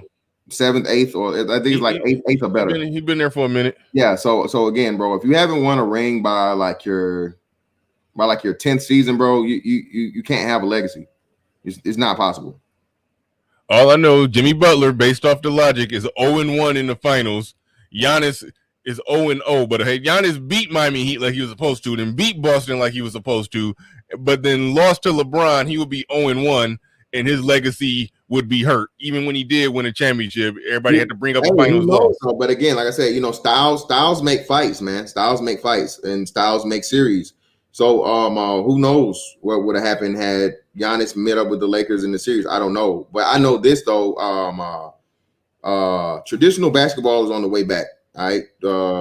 Position basketball worked for a minute with of course with Golden State and shit like that. But the Lakers just proved that, a two big man set and traditional wingman, 3 wingman, that's the way to go, bro. That's the way to go. Yeah, you know what? Going in, I felt like the Lakers was gonna struggle because I felt like they was too damn big. But that big ball actually worked, but in a way, it kind of excuse me. You don't know this because you probably didn't watch out of protest. In the finals, they just basically scrapped that whole system and just went with AD at center. And so they went away from it just because they had to match up. But for most of the series against most of the whole regular season and most of the playoffs, I was watching the highlights. Like I said, I didn't watch anything of the finals, but I said up through the playoffs, I saw them doing the same two big set, and it was either like AD and what's his name, the goofy nigga, JaVale, JaVale McGee, or him and Dwight Howard. So again, like I said, I mean, they might have went from it at points at games, but it still started off on the same premise. Like I said, the 2 big set is back, man. Yeah, I think I hope it come back too. That's the type of basketball I like. Only thing is, like I love the 90s, but when you go back and look at it, they did have a lot of people out there who didn't have a whole lot of skill. They just was big. I don't think it's going to go back to that because zones are allowed, even though everybody ain't playing, even though there's a lot of zone in this playoffs, but everybody's not. Because zones are allowed, you could cheat off your man. Like, I know you notice when LeBron get the ball, everybody drop into a zone. When he pass it, they scramble back to man. Like, because of that, the stretch 4 gotta be in the league just to basically force the defense not to just crowd the paint. You gotta have shooters out there just to spread out. Otherwise, everybody just gonna lag off their man. In the 80s and 90s, that would have been illegal defense, sagging off your man like that. So it is a factor in the equation that that you can't go back full blown with big man. Even with AD, he can actually shoot though. He could shoot the 3, so that's why he can do both. They can have 2 bigs out there. AD can go in the post when he need to. He could stretch it out when he need to. So that's why that worked for them. So I don't see it going full blown all the way back there, but I do hope it get back there. I am hoping that happened. But let's see. Oh, I didn't even say what my 10 was. I said it on the last show. My 10, I go Jordan. Well, by position, we got it the same way. But I go Jordan. I'm dropping a link right now. Somebody want to come up and argue. I know NBA fan want the link. Here go your delusional LeBron fan that you about to have to fight with, because he's trying to argue that LeBron can shoot better than Kobe the last time he was up here. But anyway, I don't worry. I debunked him. But I go. Who do I go? I go Jordan, Kareem, LeBron. My 3 and 4 is controversial. It's Jordan, Kareem. I go LeBron, Shaq, then Magic, Bird, Kobe, Duncan, Olajuwon, Karl Malone.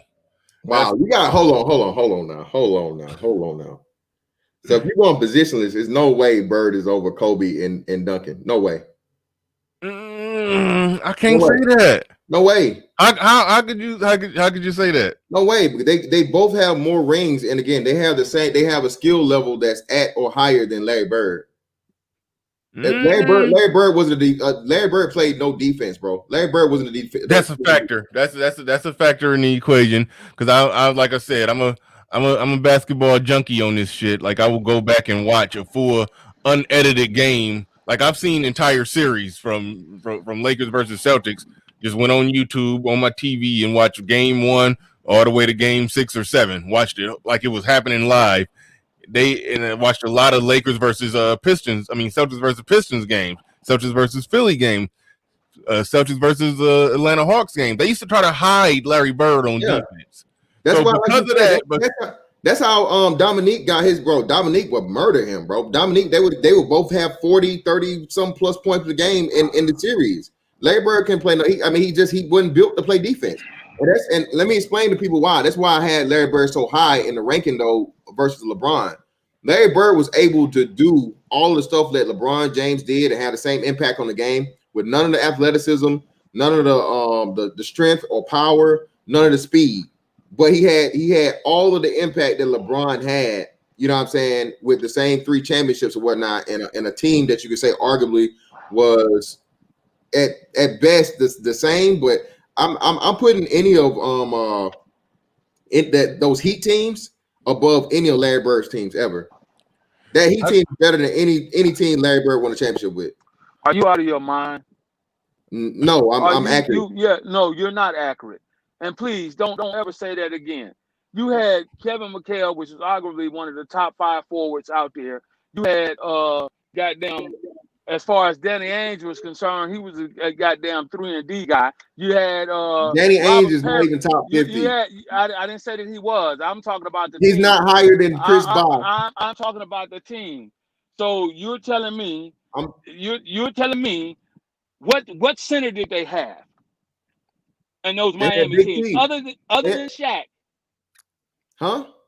I said wait, the Miami team? The Miami with team, LeBron, it was Chris Bosh. Chris Bosh was the center.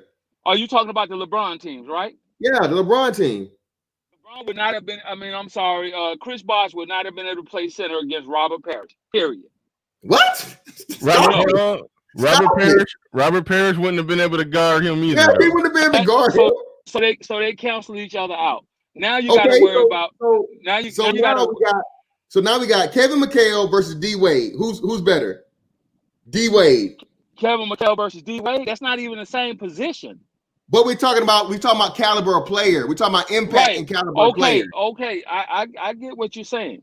Are you forgetting about Cornbread Maxwell, one of the greatest defensive stoppers of all time? Are you one of the greatest rebounders of all time? You talking about Kevin? You talking about Parrish? You talking about Kevin McHale, which is obviously one of the top 5 goddamn power forwards in the league? No. Name me better power forwards. Name me 4 other people better than him. Tim Duncan.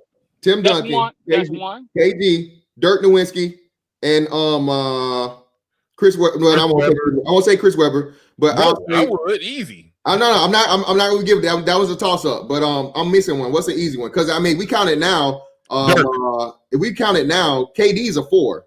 Dirk. So I said Dirk already. You said Tim Duncan, Garnett, Dirk Nowitzki. KD is a 4. AD is a 4. AD is definitely better. I would give it to the AD. No.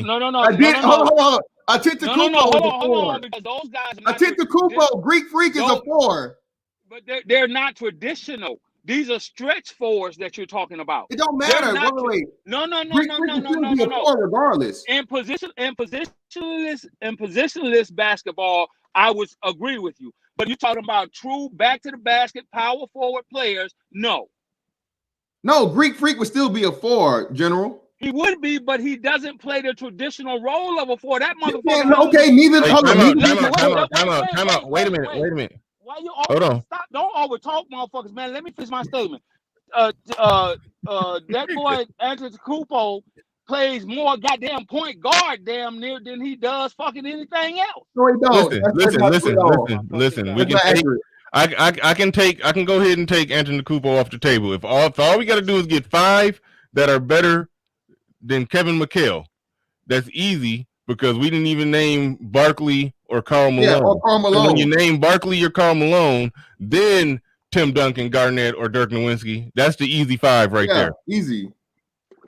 Okay. But Kevin McHale is still a great player. I will agree with you. So I'll go top 10. Okay. If you're going to add those in there. But all right, but we got again. D Wade is number 3. D Wade is number 3 shooting guard of all time, bro. No matter how you want to think about him personally as a basketball player. I'll give you that. I'll give you D Wade is in the top 5 shooting guards. I'll give you that. No, he's number 3, hands down. I go Jordan, Kobe, D Wade. Yeah. Jordan, Kobe, D Wade. I go Jordan and Kobe 1 and 1 apple. Either way you flip them. Okay. Now, if you're gonna put both of them basically at a tie, because that's basically how I see it. All right, then you go look for your number 2, 3, 4, and 5. Cause I put Kobe and Jordan 1 alpha and 1 and 1 alpha. Hold on now. Wait, stop. I gotta take 2 slots. No, wait. Come on. Wait. I am Kobe was my guy growing up, okay? But I never ever made the claim that Kobe was either equal to or greater than Michael Jordan. The thing when you talk about Michael Jordan isn't just the greatest of his position. He's arguably the greatest of all time. So there's no way Kobe could be equal to him or 1 alpha. I want you. Okay, so what I want you to do is we're talking about. Are you going to talk about the total body of work, or are you just going to talk about the NBA body of work? If you want to look at the greatest player of all time, this is why I say you can't do that. You can't say that one player is just head and shoulders above the rest, because if you really look at it, all things considered, you got to look at Kareem's body of work. You got to go, if you want to look at the total NBA as a total, you got to look at Kareem's total body of work. All time. I agree with you, General. Same amount of rings. You stack them up by stats. I said that. College body and his college body of work. And high school. Okay. I said that. I said all those things already. I know you came into the stream, but I said. No, I was listening to you the whole time. So, in my opinion, if you want to say who is the GOAT, the greatest of all time, it's only one person, the captain, Kareem Abdul-Jabbar. Period. That'd be an argument. That'd be arguable. Yeah, we conceded. Well, hold on.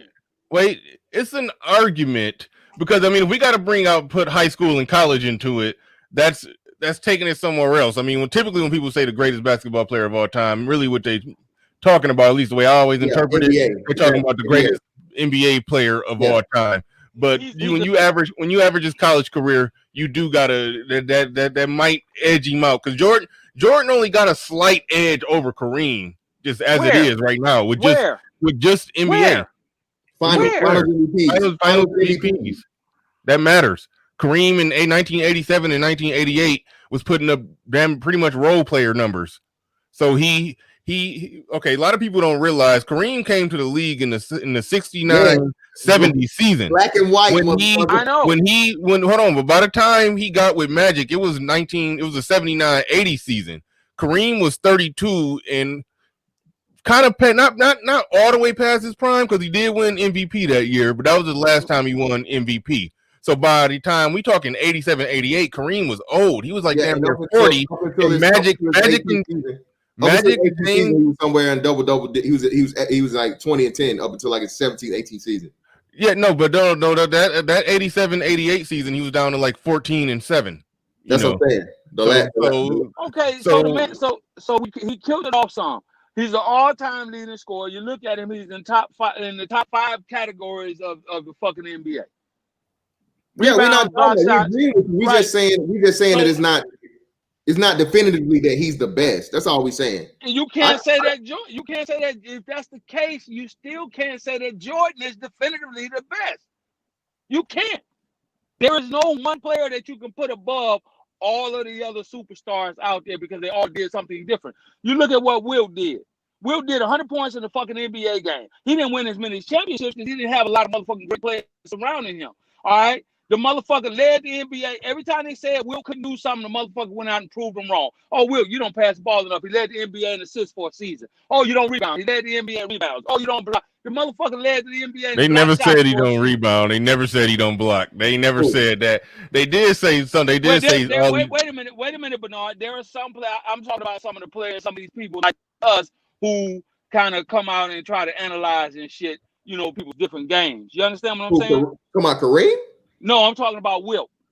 Hold on, real quick. Dark Knight mentality. He says we can't use the same criteria to compare players like Jimmy Butler to LeBron. LeBron is chasing the greats. Butler isn't. I understand the point in a certain context. You are right on that one. I give you that point. And to this point, real quick, he says, didn't Jordan win a title in college? Kareem went 3-0 every year in college. Yeah, 3 years. And I think he won every year in high school too. Like he's been a winner his whole career. He stepped on the basketball court, all he did is win. Like, I mean, that's so you gotta give him props on that. But a lot of that winning, that piling up them rings in the NBA that came later in his career when Kareem and Magic and Worthy was really the go-to guys, that Laker fast break with Byron Scott and all of them. So Jordan was the absolute unquestioned go-to guy and man for all 6 of his championships. That matters, you know, that's a factor in the equation, you know. I gotta average that in. I can't again, I don't disagree with you guys, okay? I'm not disagreeing with you guys at all. You're making some valid points, but there is no way that you can. That's just like trying to say who's the greatest boxer of all time. We know that Ali is the greatest because of the things he did outside of boxing, but who's the greatest? Mayweather. You have to give it to Mayweather. No, just because he's undefeated? No, you can't. Well, how can't you? Because there are other Who you gonna say? Jack Dempsey? No. Well, let me finish. Rocky Marciano. Yeah, you gonna say no. What I'm trying to help you with is simply this: there are other boxers that had records that were professional records that motherfucker got double the amount of wins. There's a Mexican motherfucker. Let's not forget about I can't think of my motherfucker's name right now. I know they got like 100 fights. Motherfucker had like 100. That motherfucker got 107 wins against motherfucking 14, 15 losses. You gonna put him over you gonna put Mayweather over him just because he's undefeated? Hell no. Yeah, because Mayweather will whoop him. Hold on, fantastic. You think? I don't want to change. Have you? No, we gonna go down that road just a little bit. Sugar Ray Leonard, Floyd Mayweather. Oh, I got Sugar Ray in his prime. Sugar Ray in his prime. That'll be a good one. I think it's a toss-up because I think it's a toss-up because even Sugar Ray Leonard said he's faced Floyd's dad. I mean, it depends, but you know, in terms of Floyd's fighting style, he felt as though Sugar Ray Leonard Sugar Ray Leonard I've heard beats Mayweather. But hold on, he lost to fucking what's the name though? He got whooped by. Hold on. General, you got to give me a chance. Well, one at a time. Go ahead, Azrael. What you trying to say? I was just saying Sugar Ray Leonard, he had made the proposition that he felt as though Floyd's fighting style is quite similar to his father's, and he felt like he didn't have any problem dealing with his father when it came to fighting, when it came to boxing. But so no, I mean that's called hubris, bro. That's called hubris. Come on, stop it. But other than that, I truly believe. I feel like Sugar Ray would have beaten Floyd. Hands down. Right. Sugar Ray Leonard. Let me say this. He lost more than one. Wait, Sugar Ray Leonard lost more than one. He lost more than once, and he lost. He got his ass. Right. Yes. A lot of look at the competition. Look at the competition that was stacked up then. Could Floyd Mayweather have beaten the bald-headed motherfucking my man Marvin Hagler? Hell no. He gets beat the fuck up. He couldn't have beat motherfucking. He could not have beaten a young goddamn Motor City Cobra. He couldn't have beat him. He wouldn't have beat goddamn me Nomaz in his prime. No. Oh, I guess he would. All right. No. Hold on. Here's my argument. This is why I think Floyd would have been able to beat Marvin Hagler, is because if you watch Sugar Ray Leonard was damn near the Floyd Mayweather of his day, in the sense that Sugar Ray Leonard, back when everybody else used to just rumble and brawl, Sugar Ray Leonard was that outside boxer. You know, he was real technical, a lot of skill, very defensively sound. Marvin Hagler, I know, but that's the point. Marvin Hagler, when him and Sugar Ray Leonard fought, Marvin Hagler could barely even get a good hit in on Sugar Ray Leonard. Bernard, Marvin Hagler was old at that particular point in time. No, I think he was younger. No, Sugar Ray Leonard was the one older. Yeah, Marvin Hagler was the new. Marvin Hagler was the new kid on the block that made Sugar Ray Leonard come out of retirement. Thank you. What are you talking about? No, I'm still the best. Like, okay, listen, man, listen. And he went up in weight. I'll take that into consideration. Now, you want to say that your boy Mayweather is the best? Does he beat? That's not my boy. Well. I'm just saying. You want to say he's the best of all times because he's undefeated. Got it. But does he beat Roy Jones Jr.? Now you hold up. Now you doing stop, man. Now you going? Yeah, you put him out of weight class. That's like saying when he beat Mike Tyson. No, but that's what I'm saying. So when you say this is my example. Okay, well, let me finish. Let me finish. Fantastic.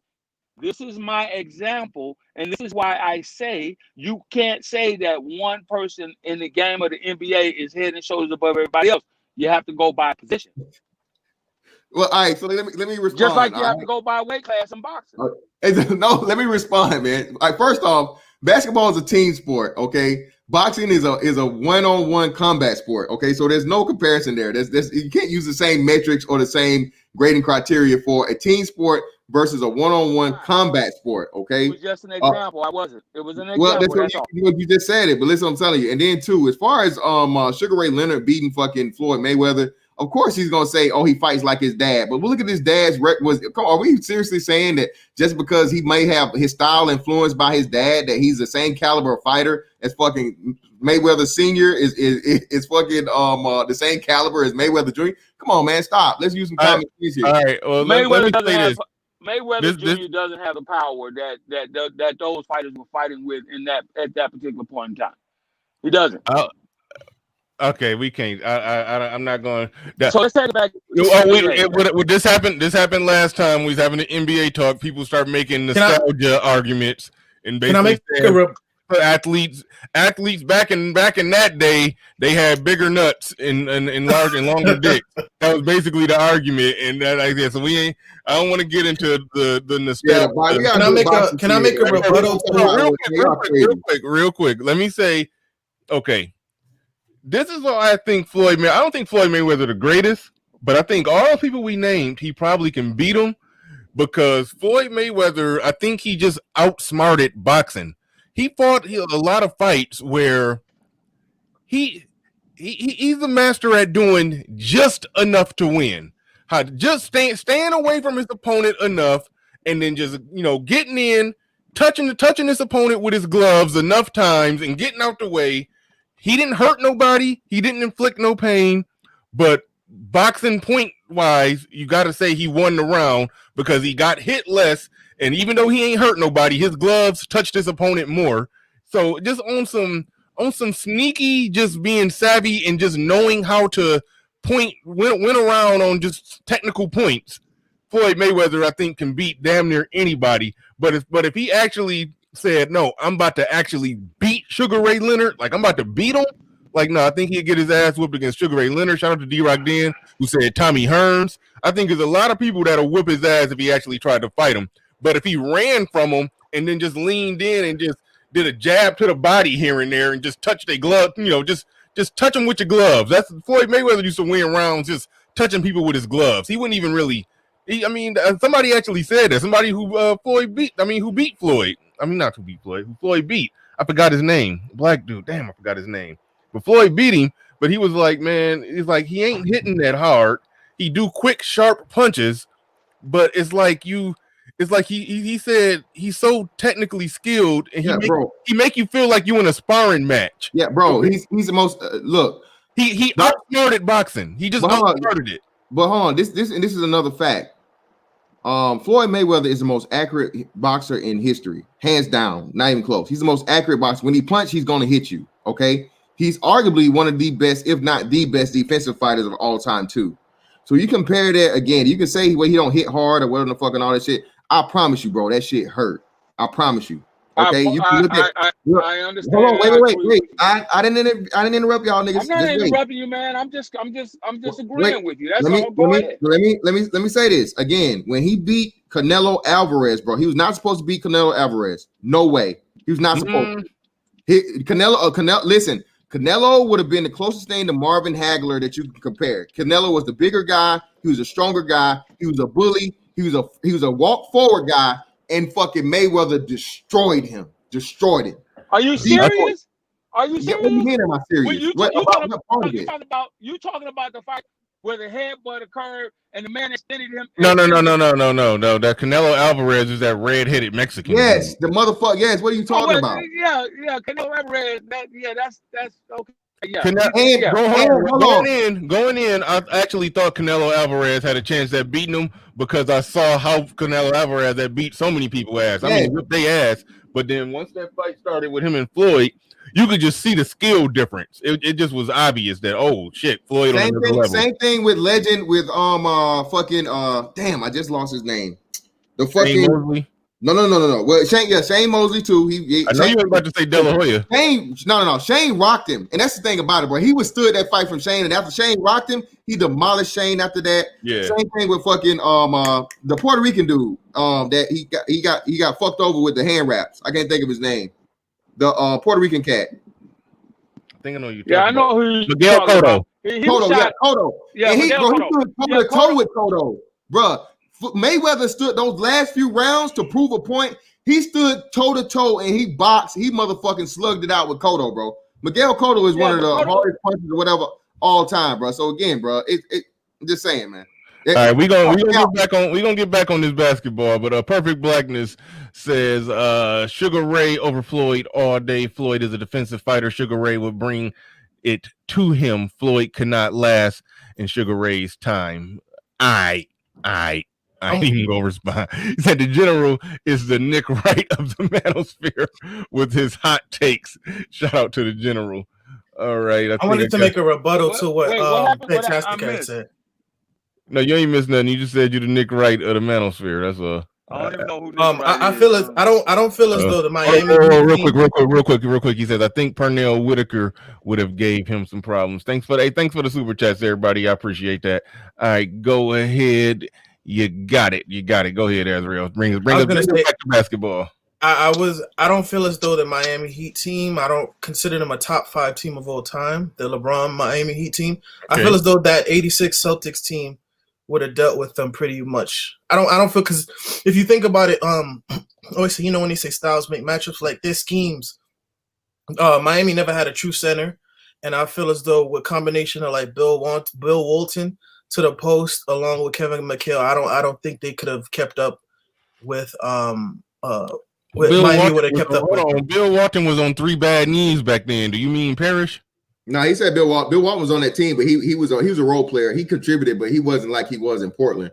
I feel as though like watching Kevin McHale, I don't want to say he was unguardable, but I just remember like hold on. So let me say this to General's point. When General made this point, as far as skill set goes, Kevin McHale is the second best like post player. Between him, I was arguable 3. Because the best post player of all time, footwork wise, is Hakeem Olajuwon, hands down. No close second. Not even close. But then you get to you got Tim Duncan and you got Kevin McHale. It's an argument between them two. But yeah, the footwork, post work, Kevin McHale, unfuckwittable, hands down. And that's what I was saying, because if you watch from when they played the Spurs, both the 2013 and 2014, the reason why they would take them like to a lot of like games in the fourth quarter is because Tim Duncan was unguardable. Like what they would have to do is they stopped trying to double team Duncan in like the last couple of games, and they just let Bosh and him be on an island by themselves. And I feel as though I don't think when it comes to like Bird and McHale, I don't think you would have to double team one or the other. I don't feel as though, you would have to give or take with one. And I don't know. I feel like athletically, Miami was better, but I think in terms of shooting the basketball, I think the Celtics would have shot. Bro, no, like, bro. Listen, I got it. Fantastic. One, okay, there is an era difference because they didn't take a whole lot of threes. As I said in the last show, Larry Bird at the most only took 2.9. We can round up to 3-pointers per game in his most active 3-point shooting season. So they didn't take a whole lot of threes back then. Now we got to average a lot of shit into the equation. Okay, when they started going small, which they did, they had Bosh at center, LeBron at the four. So you're talking about what Kevin McHale going to be doing out there. One thing Kevin McHale would have to do, he would have to fucking guard LeBron James. Let that process through your head. And like you said, yeah, Kevin McHale out there on skates trying to guard LeBron James on the perimeter. So there's an era difference going on with how the game got smaller. LeBron, even though I'm not saying he would have shut down McHale's post moves, he bare minimum got the body to just play standard power forward defense against Kevin McHale. Kevin McHale couldn't even think about trying to stay in front of LeBron. But Robert Parrish having to not be in the paint defending the basket because Bosh could step out to the corner so that the paint wide open, because there wasn't no centers shooting threes back then. So Parrish would be uncomfortable. McHale would be uncomfortable. They'd be uncomfortable the whole game. As far as Bird, I think Shane Battier probably would have been, technically matched up on Bird if they didn't just put LeBron on Bird and Battier on McHale, but I would go LeBron on McHale. So Battier would have been matched up on Bird, and Battier was a good defender who would have just he would got slaughtered. Yeah, again, Battier he would have did a standard job or whatever. Bird would have hit his average. Put it like that. He would Battier, and I hate that shit, man. When they call these people defensive specialists and shit, man. But Shane Battier was so fucking overrated, bro. He used to put people's hand in his face. I mean, he's put his hand in his face. Yeah, same thing with Bruce Bowen. The whole thing, though, like you said, bro. Listen, y'all think that any of these '80s teams, bro, for the most part, is fucking with like, bro, you're not doing it. It's just Dwayne Wade would have shitted on Daddy Ainge. Let's just make that very clear. Yeah, it wouldn't be close. That's what I'm telling you. It wouldn't even be close, bro. LeBron James, as good as I'll say LeBron and Bird cancel out. They're gonna put up around the same numbers. But as far as like and then you had McHale and Bosh, they're gonna cancel out. But what you're not gonna be able to answer for, you definitely not gonna be able to stop is D Wade, bro. And D Wade was a motherfucker. People forget D Wade leads all guards in blocks of all time. D Wade is a defensive motherfucker, bro. So again, bro, it wouldn't have been close, bro. It would have been embarrassing. But we're taking that into consideration. Okay. Are we talking about a D Wade that was, on hobbled knees by the time the last 2 years in Miami?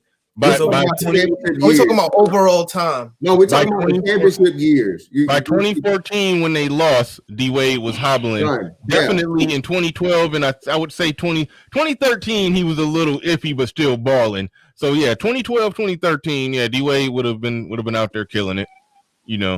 That just is. I would give you that. So that Miami team that you're talking about, they can't compare to any of the teams that were put together in the Lakers in the 80s. They lose. I don't think they beat in the 87 Lakers. No, they're not beating they couldn't. No. Again, there's exceptions to the rule, but for the most part, man, like I'm telling you, nobody's fucking with Showtime Lakers, bro. You got three first ballot Hall of Famers, and I didn't think between the rest of them, you got two other ones. You had like 6 or 7 Hall of Famers on that run in the 80s with the Lakers, bro. So again, you're not going to beat Magic Johnson, Big Game James, and Kareem. No, that's going to be totally different. They would have no answer for it. Everything's going to offset on that. Syph Bud in the building. Shout out to you. He says, please go back to basketball. My ears are bleeding. Y'all niggas butchering boxing. You should have came up and set us straight then. I merely threw that in there as an example. And the reason why I threw that in there as an example, because yes, Floyd is one of the greatest of all time because of his defensive skill set and his offensive ability to hit and not be hit. But you're talking about a whole different generation of boxers. That's why I threw that out there. It's because those guys are going to go after Floyd. They're going to pressure Floyd, unlike anybody that he's faced. Marvin Hagler will pressure that motherfucker, and Marvin was one of the motherfuckers who had never been. I don't think Marvin Hagler ever been knocked out or knocked down in his career.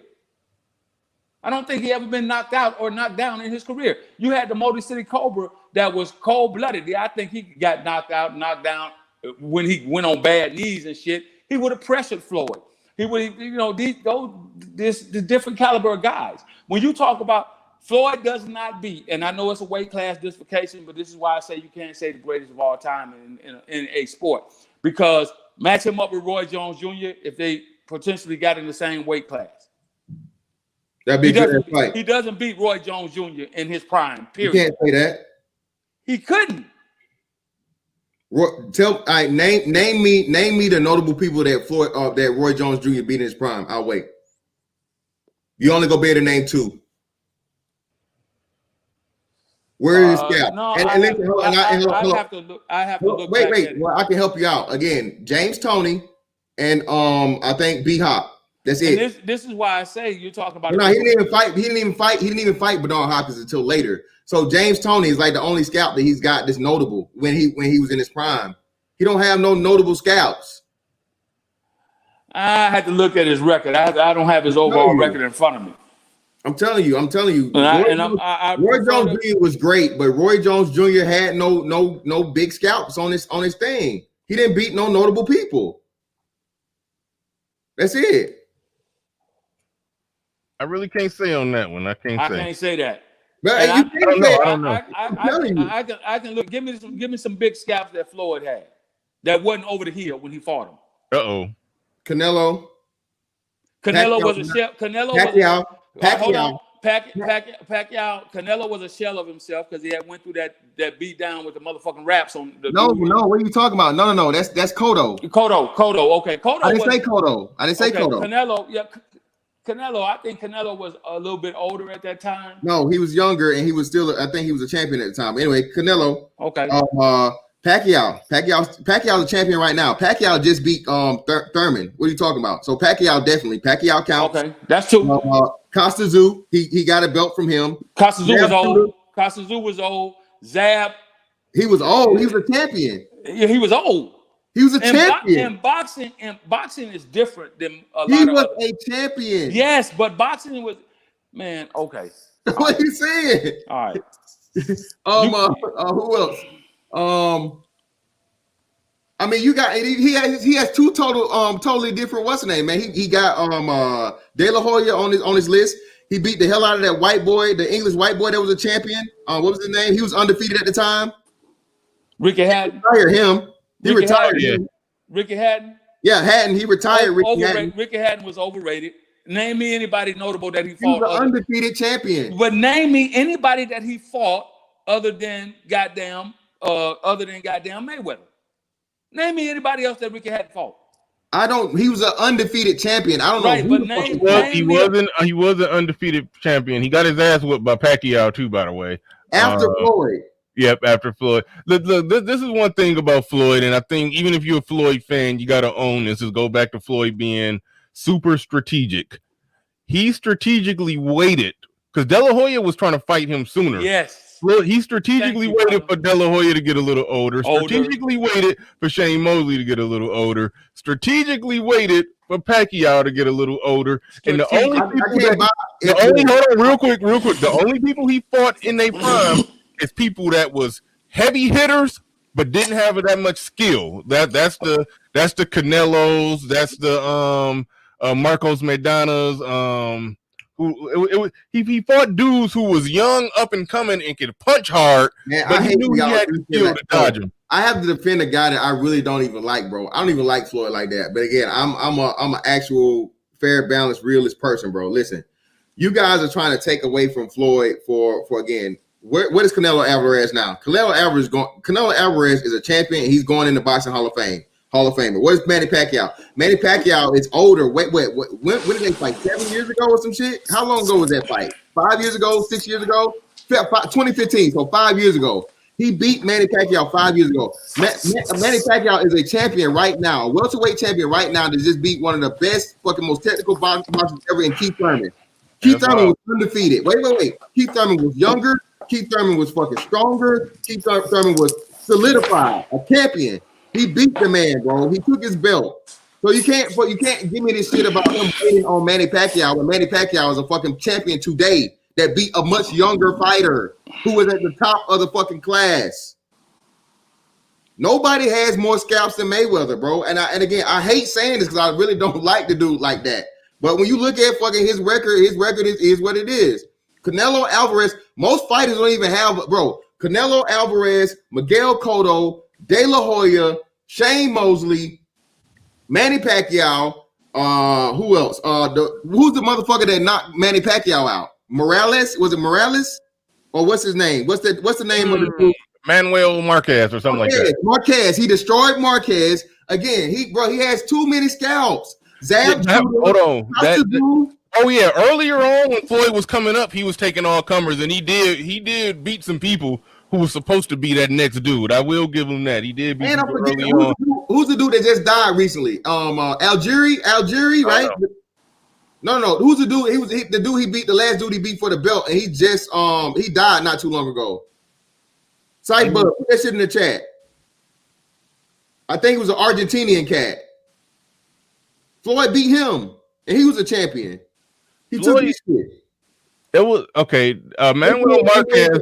Stop it. NBA fans, stick to fucking basketball, bro. You said Keith Thurman was never a top 3 welterweight. Boy, he was undefeated, and he was like, "What are you talking about? Stop it! Stop! What are you talking about? What is NBA fan talking about? He need to stop talking about boxing." I don't know. NBA fan needs to come to the gauntlet right now.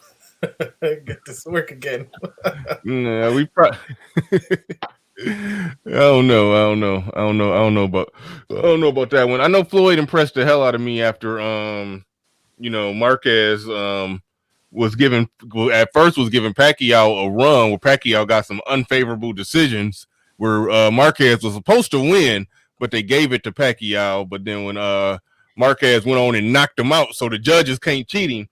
I was like, damn. But looking at how Marquez was so damn skilled, I was like, man, the Floyd outclassed him. It was just ridiculous. Hey, Arturo Gotti, bro. He destroyed Arturo Gotti too. Come on, man. Stop. Yeah. No, Floyd was a beast, but I feel like once he got to the point where he was on top, he started babysitting that record, man. He didn't want to take no chances. Once he got to about 27 and he was at the top of the game, he didn't want to take no major. He didn't want to risk his record. He was babysitting that undefeated record. Like, I ain't fighting nobody who got a chance at making me. He was treating that undefeated record 50-0 like damn, what's that movie with Bernie Mac, Mr. 3000? How you know what movie I'm talking about, right? How he was a baseball player. His whole legacy was Bernie Mac and Chris Rock. I think Chris Rock was in that. I don't know. I know he's a baseball player, and his whole legacy was based off getting 3,000 hits. He fucked around and retired at 2,997. He came back out of retirement to get them 3 extra hits so he can just have like Mr. 3,000 hot dog restaurant and all kind of shit, But anyway, I feel like Floyd was just babysitting that undefeated record. That was part of his brand. His brand wouldn't be right if it was 48-1. He had to have that so he didn't want to take no chances and risk losing, because I feel like it was people he damn sure should have fought, but he didn't later on in his career. Sun is hot, raw. Every pressure fighter who claimed they'll put pressure on Floyd always ended up getting pressured by Floyd. Floyd always did figure out a way to win. That's why I give him credit. That's why I think no matter who you put him in the ring with, he's gonna figure out a way. We gotta. Can I call out somebody? Hold on, yeah, real quick.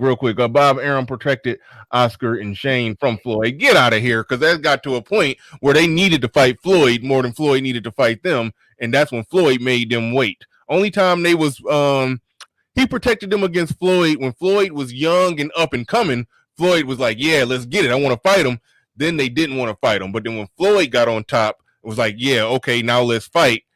I mean, no, when Floyd got all the way on top, then they was like, okay, now let's fight. And then Floyd started bullshitting, saying, nope, I'm going to let y'all get old. Y'all didn't want to fight me young and give me that chance when y'all was 28 and I was 22. Don't try to come at me now that I'm 25 and try to, because at that point they was 29 and still basically in their prime. Floyd said, nope, I'm going to wait till I'm 29 and y'all 34 so I know I can beat y'all ass. That's more or less what happened in my estimation right there. But shout out to Perfect Storm on that one.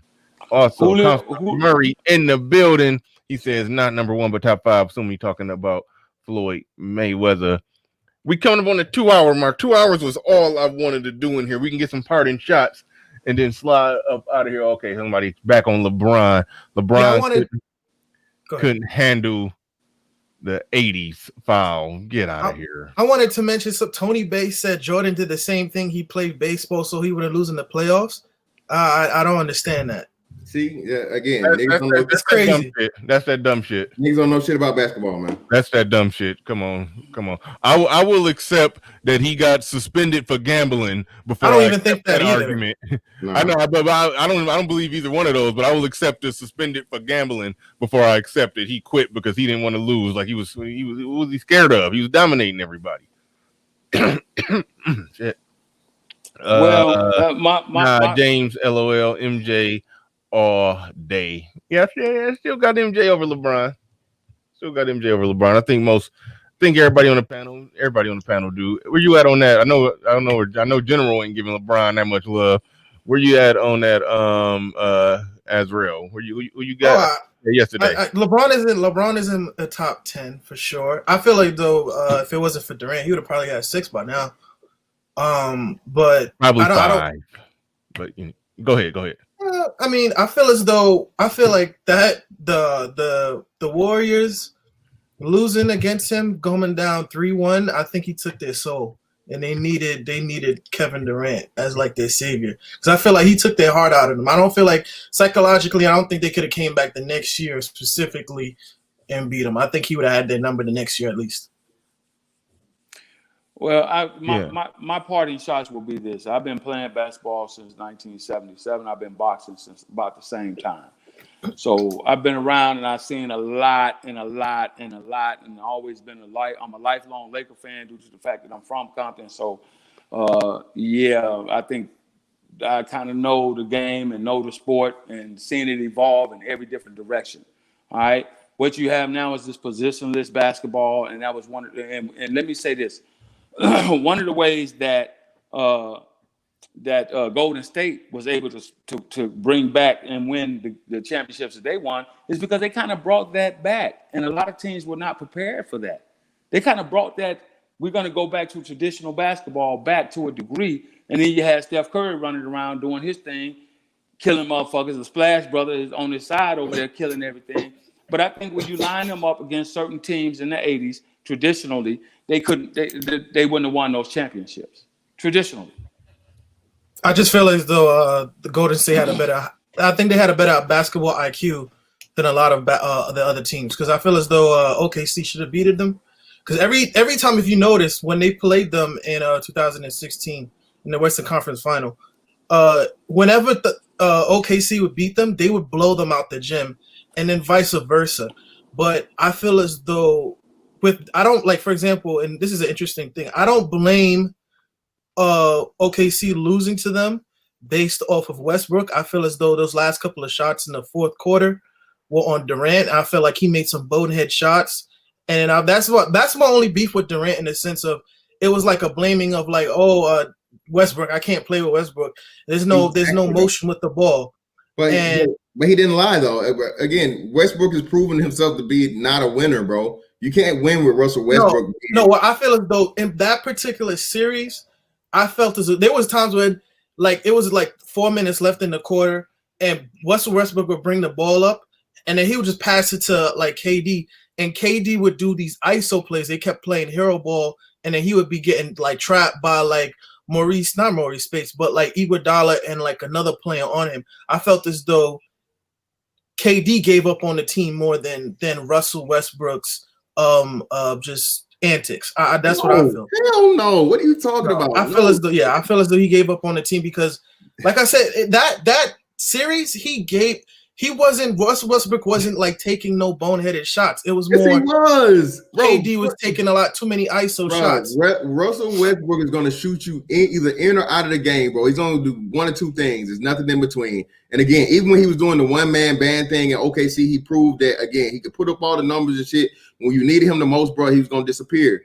Russell Westbrook is just not a guy that you can lead your franchise with. You can't. He's talented as fuck. He's talented. But again, he is just so many things he doesn't do correctly. He doesn't make the what's name. Again, who would you rather have on your team for a championship? Would you rather have Rondo, or would you rather have Russell Westbrook? If you're smart, you're going to pick Rondo. Depending on the coach. No, depending on, for me, that depends. Because I love Rondo, but it depends on the coach. No, because for me, my bad, go ahead. For me, that depends on who else I got on the team. Like, for example, the team that Rondo won the championship with, Russell Westbrook would have got on that team, that Boston team. Now, off talent alone, they probably still would have won, but Russell Westbrook could have potentially fucked up the chemistry. Yeah. You know, so that's always a factor you got to average into the equation. I can't even say, like, even if you look at what old Rondo did right now, Rondo was balling in the final. True. Balling. I honestly believe it's very possible that, yes, you got a more talented team, you put Westbrook out there, but he may have disrupted shit to the point to where Westbrook is good to have if you need him. If you have if you have a serious talent deficit and you just need a monster to just go out there and just make some shit happen, you ain't gonna win a championship. Westbrook, but your head will be above water. You'll be 15 in the playoffs. If you're trying to win long term, go all the way. Westbrook is not your guy. I'm with you. Westbrook, it cannot be a number one option. He could be a number two option at best.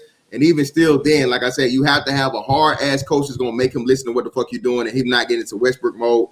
Nigga, I'm gonna ISO. I'm gonna do what I want to do. I'm gonna take bad shots. I'm gonna fuck the team up. All this fucking bullshit.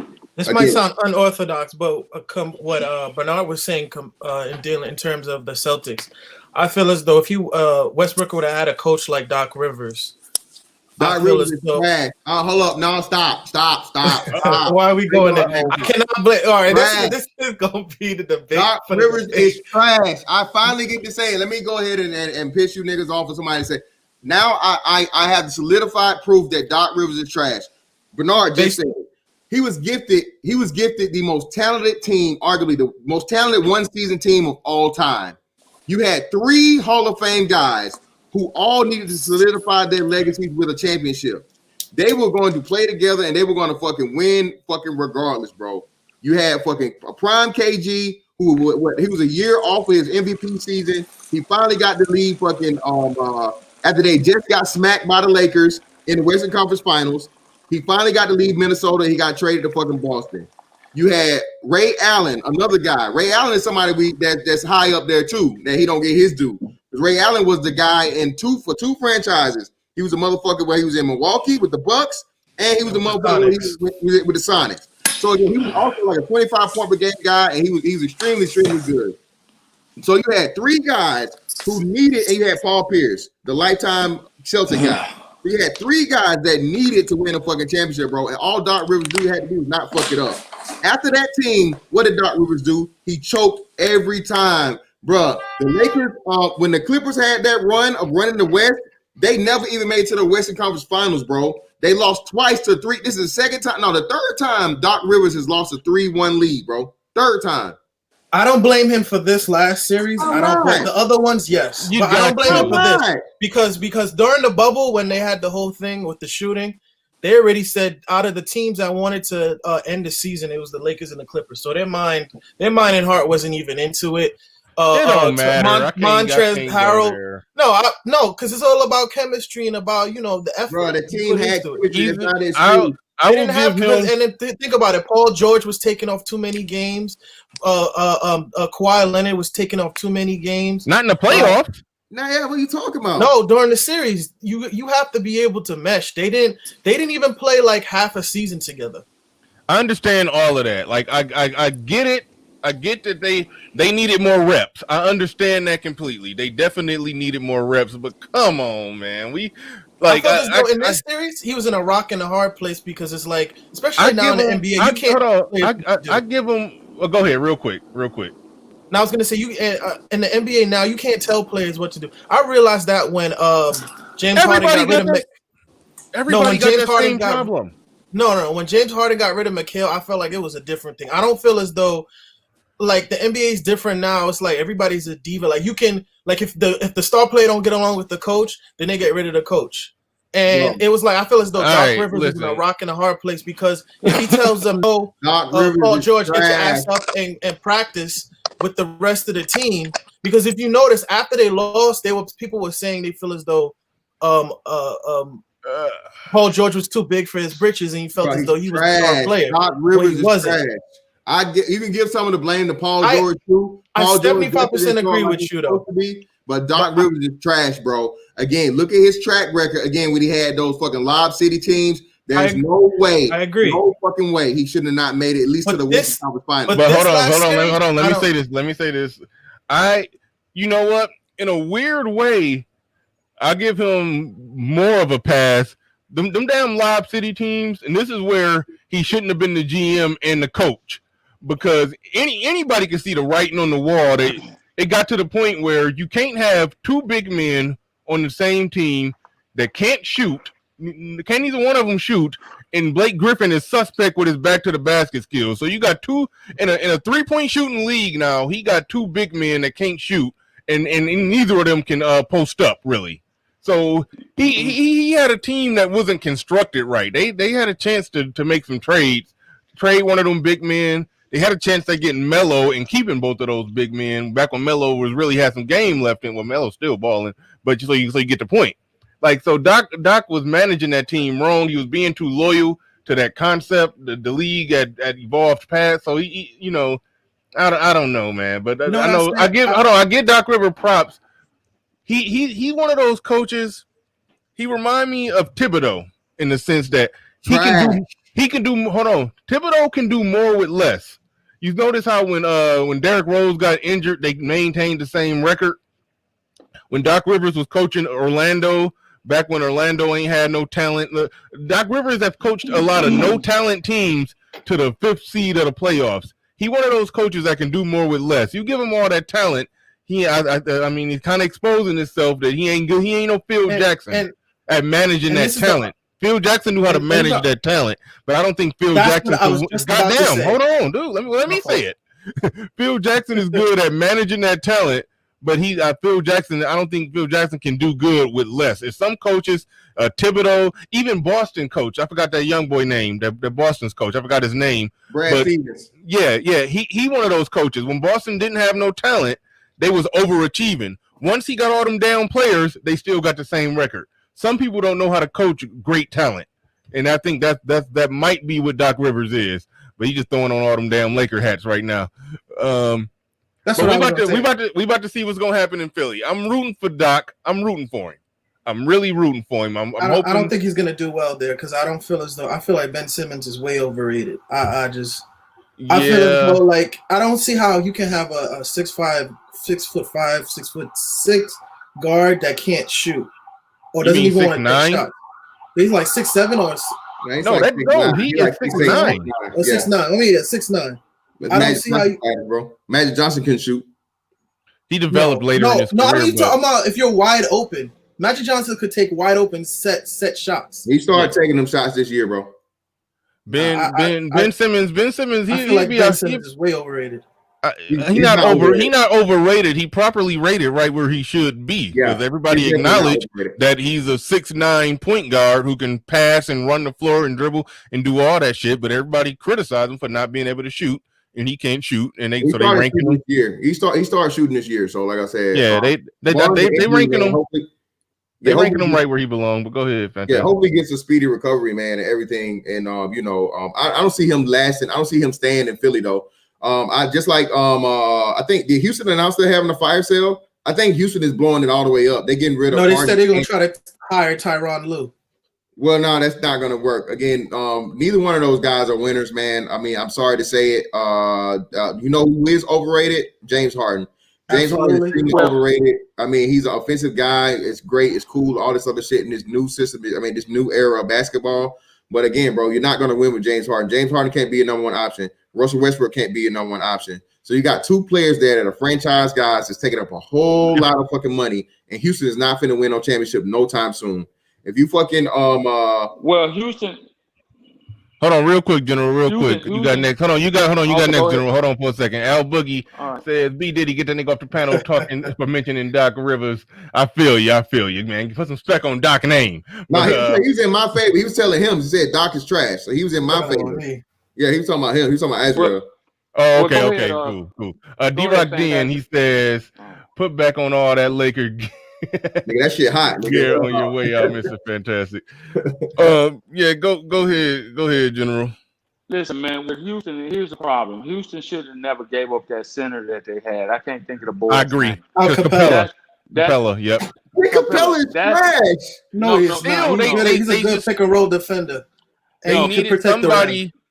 They needed somebody who can set that screen and then roll hard to the basket to catch that lob, force the shooters to have to close in. You know, that didn't work. Hold on, Bernard. You know why? You know why it didn't? Because it didn't work for 2 years, Bernard. It didn't work. It's never. No, it's because what's his name? D'Antoni doesn't want to use bigs. No, you're not right. You again, bro. Did you watch the last 2 seasons? Clint Capella was there for like 3 seasons. They did the same thing twice when they had even better passer. No, because I remember No. I feel as though they should have kept Clint Capella. You can't have. Capella is trash. Let me ask you this. Well, you think Clint Capella would have done a better job with Anthony Davis or what's his name? Tucker would have done a better job. No. Who would you wanted to have guarded? Bro, he would have got destroyed just the same. Listen, you guys don't even understand defense, bro. Listen, you have fucking help side defenders, and then you have on ball defenders. A perfect example I can tell you is even on the Lakers. JaVale McGee is a great help side defender. On the ball, you put JaVale McGee in the post. You put JaVale McGee in the post, he is getting worked. I don't give a fuck how long his wingspan is. I don't give a fuck how tall and how big he is. He gets destroyed if you give anybody a fucking skill level on the post. He's worked. Clint Capella is the same way. Clint Capella is not an on-the-ball back post defender. He's an off-the-ball help side defender. He's trash, bro. He's right where he belongs. Clint Capella, again, I would have rather him guard. I would have rather Capella have guarded AD than PJ Tucker and I will go with that. Let me ask this question real quick because I haven't been paying attention ever since. I think I missed some news. Houston, this fire sale y'all talking about, did they get rid of D'Antoni? Yeah, D'Antoni said they didn't get rid of him. He quit. They wanted to actually extend his tenure, but they saying that D'Antoni wants to go to Indiana. D'Antoni's out of there, bro. And D'Antoni was supposed to go to either Indiana or the 76ers, and the 76ers was about to interview D'Antoni, but then immediately Doc Rivers got fired, and then they chose Doc Rivers over him. Okay, what's their reasoning why getting rid of D'Antoni? Because offense-wise, I mean, because he doesn't coach defense. Okay, he's never going to win a championship. Period. He's not going to win. Yeah. Okay. All right. I didn't know if it was a fallout. I don't know if Harden wanted him or didn't want him. Do they know that? No. There are a lot of different nuances when you talk about the game. And I think had Houston kept Capella and then brought Russell Westbrook over there, it would have opened up the floor a lot because he was a decent rebounder. He was a decent rebounder and he did play at least decent defense down in the post. That was their demise. And then that small ball game that he was trying to run in Houston, that's not the way you can go with the way the league is playing now. With the stretch fours and these big guys at 6'10", 6'11", shooting threes the way they're shooting threes and handling the ball out on the floor, it's not going to work. Well, I knew this that wasn't going to work. Period. Listen, bro, when they did the shit and they got rid of Clint Capella is nothing but a rim runner and, like you say, a rebounder at best. Like I said, he's a C level. What's buddy's name that used to play for Clippers? Now he's in. DeAndre Jordan. Yeah, DeAndre Jordan. He's a C-level DeAndre Jordan, bro, with half the body weight and none of the athleticism. The whole shit where they fucked up is like, bro, you can't have a 6'5" center. I don't give a fuck how much small ball you play. And they had fucking. That's exactly what I was trying to say. That's the reason why Houston could never. They didn't get to where they should have gotten to. Because of that small ball shit. That's D'Antoni though. That's why I'm glad they're getting rid of D'Antoni because D'Antoni, his offense is just too friendly to just a ball dominant, ball hogging guard to where now we're gonna be able to accurately assess how good James Harden is. James Harden is taking like 11 threes a game, y'all. Y'all understand that? More than that. I was going to say this to you. Said did James Harden get rid of him? Let me explain something about James Harden's mentality. James Harden's mentality is as long as you a coach that lets me have the ball in my hand whenever I want. If he allows me to do that, he's fine with me. It don't matter if the team. No matter if the team is going like 40, wins like 30 games a season. It wouldn't matter to him. He's the type of player. It's like as long as I can get my triple double and have take 10 threes a game, I'm good. That's why him and Chris Paul was falling out, because Chris Paul was like, "Look, we're not gonna win with you just dribbling at the top of the and key." even Kobe said that before he died. Yeah. We're not going to listen. No team is, even in the playoffs, I think of this. No team is won with a guy averaging like fucking 35 points per fucking game, bro. In like the Western. That's too much. You're relying too much on one player, bro. Even Jordan, like I said, his numbers tapered down. Yep, Jordan. That's why they got Phil Jackson in. So What's his name? Yeah. James Harden doesn't understand that. James Harden wants his numbers. You 35 points per game, bro. Again, and then you got it's just too much. You're relying on one guy, and then he's a choker. He's gonna choke every time. Last year proved it. Year before that proved it. James Harden is not the go-to guy. He's a number 2 guy at best, and he needs to fucking put his points down to maybe 28, 27 points per game. Have another guy that's gonna score somewhere around 25 points a game with a big man or some shit like that. And then that I can see now because look at this now. The Lakers have a third spot open. Lakers have a third slot open for a max contract. So I can see James Harden going to the Lakers. Nah, because LeBron is too ball dominant. That would never work. That's what I'm saying. And no, that's what I'm telling you. He would get under LeBron. The one thing you got to give for LeBron, bro, LeBron makes everybody play like him. You can't. LeBron run his team, period. Mm-hmm. The only time he didn't run it was that one year they got it, and that's why they lost with Dallas. The Heat. No, yeah, that's why they lost to Dallas, because LeBron James did not run the show. LeBron James is not cannot play in a traditional offense, but the LeBron James offense for LeBron, that shit is unstoppable. You the LeBron James system. That's what I'm saying. Because think about it.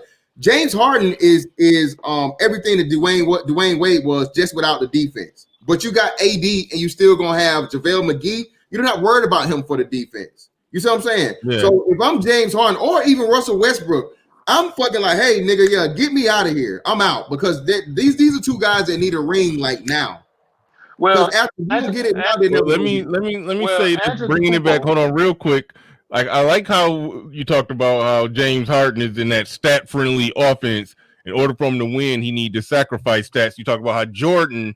Because Jordan did average 30. Jordan averaged 37 points in the season before. Yeah. When Phil Jackson came, Jordan had to sacrifice his stats in order for the team to be better. He went from being in that 35-point range. And when Phil Jackson came, he dropped down to 30. Maybe went up to 32 at the most. The last 2 championships, he was like at 28, 29.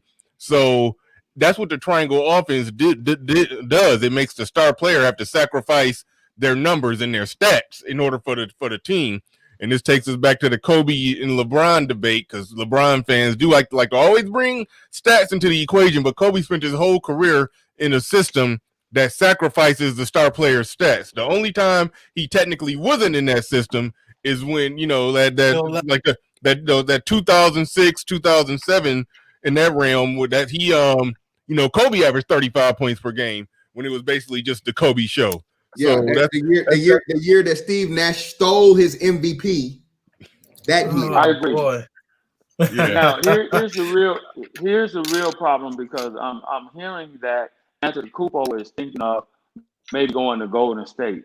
If that happens, it's gonna be trouble, because Golden State then becomes the power swing back to them. They don't got the money. Who? Golden State.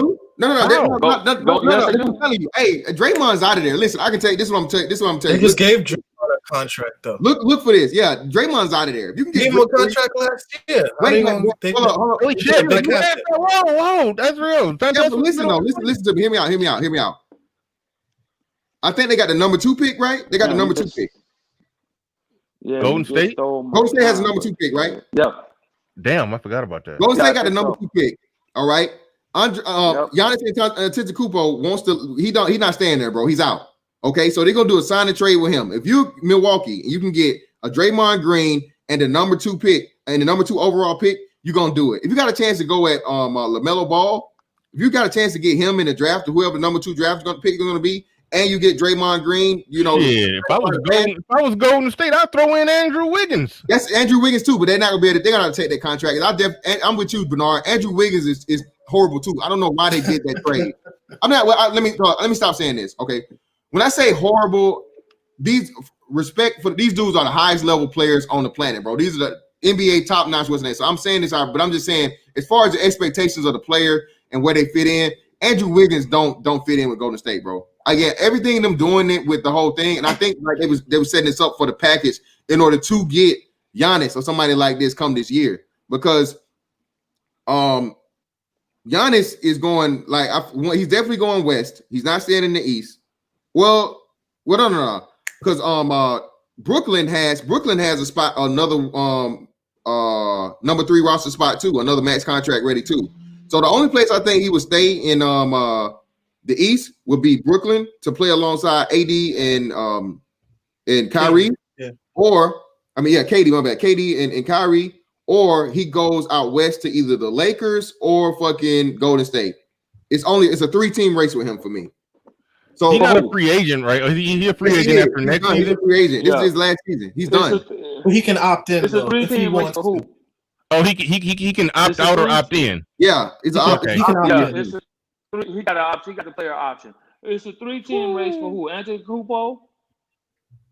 That's what he's saying. My ear ain't been to the streets on that shit. Yeah, they won't. This is my opinion. I'm telling you, Al Boogie, you crazy. He said Giannis is not good to me. Stop it. You crazy as fuck, bro. You don't get to be a two-time. Go ahead. The Lakers are not an option for Antetokounmpo. Why not? Why not? Because what they're going to be on the LeBron. They're going to have to do. They're going to try to keep the core team together. Unless something major happened with Anthony Davis. So that I don't think that's an option. They're going to try to keep Anthony Davis. This is what I can tell you. The Lakers don't have the money. Yes, they do. They have a third max contract ready. They only got 2 max contracts, General. Listen, the Lakers, they were real strategic and signed like they make sure they signed Caldwell. They gave Caldwell Pope a lot of money, but on a 1-year deal. They made sure everybody was on like a 1-year deal. So after this season over, which it is over now, a lot of money coming off the books. Thank you. So, and this they're gonna be able to sign one big name. I forgot about this, but actually just I did, because again they're gonna be able to sign one. They're gonna sign one big name and a bunch of bullshit ass. And who needs to win right now, Bernard? After getting 2 back-to-back, 2 disappointing seasons of being back-to-back MVPs, Bernard. Who needs to defensive player of the year? But can I get a word in edgewise? We got you. Go ahead. You got it, General. All right, and this is why I'm saying this. I'm saying this because they're just coming off of a championship season. I don't believe that they would rather blow the team up right now at this particular point in time. I think Danny Green may be out and might look to replace him. Antetokounmpo will probably, in my opinion, end up with Golden State. And the reason why is because Golden State has the money and they got the trade pieces to do it. I don't think Miami and LA can come to an agreement, because they're going to want for that type of trade they're going to ask for a 1-for-1 plus money. No, that's all we trying to trade. It would be no need for a trade. Listen, it would be no trade for LA. LA got the money. LA could just get him outright. LA could sign him outright. There's no trade. Here's the problem with that.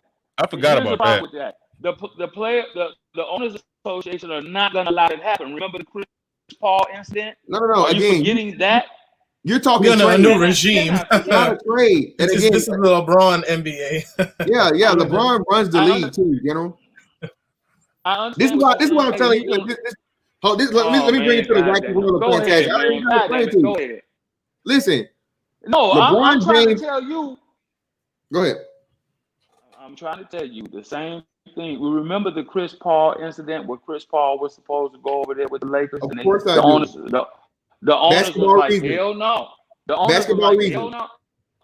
The owners was like, hell no, we can't let that happen. If that happens, we might as well just hand them the goddamn trophy for the next 3 years. Okay, in general, let me help you. General, so let me refresh your memory. KD to the Golden State, sir. Thank you. That's different because he was a free agent. No, it's not. It's the same situation. It's literally in a very scary agent. In a very scary way, it's literally the same thing. I hate General. I'm with you in the sense that I don't even want to see that happen. I don't want to see it. It's gonna be. Hold up. This is what I'm telling you. Either whether he goes Lakers or he goes Golden State, it's gonna be a nightmare. Period. I don't want to see either one. It's gonna. I actually do though. I don't want him to come to the Lakers because it would be unbalanced. It would. I gotta say it. Monstars. And LeBron. This is why I'm telling you, LeBron wants it because of that. LeBron needs those 6 rings, bro. You don't think? Man, LeBron, I'm sorry.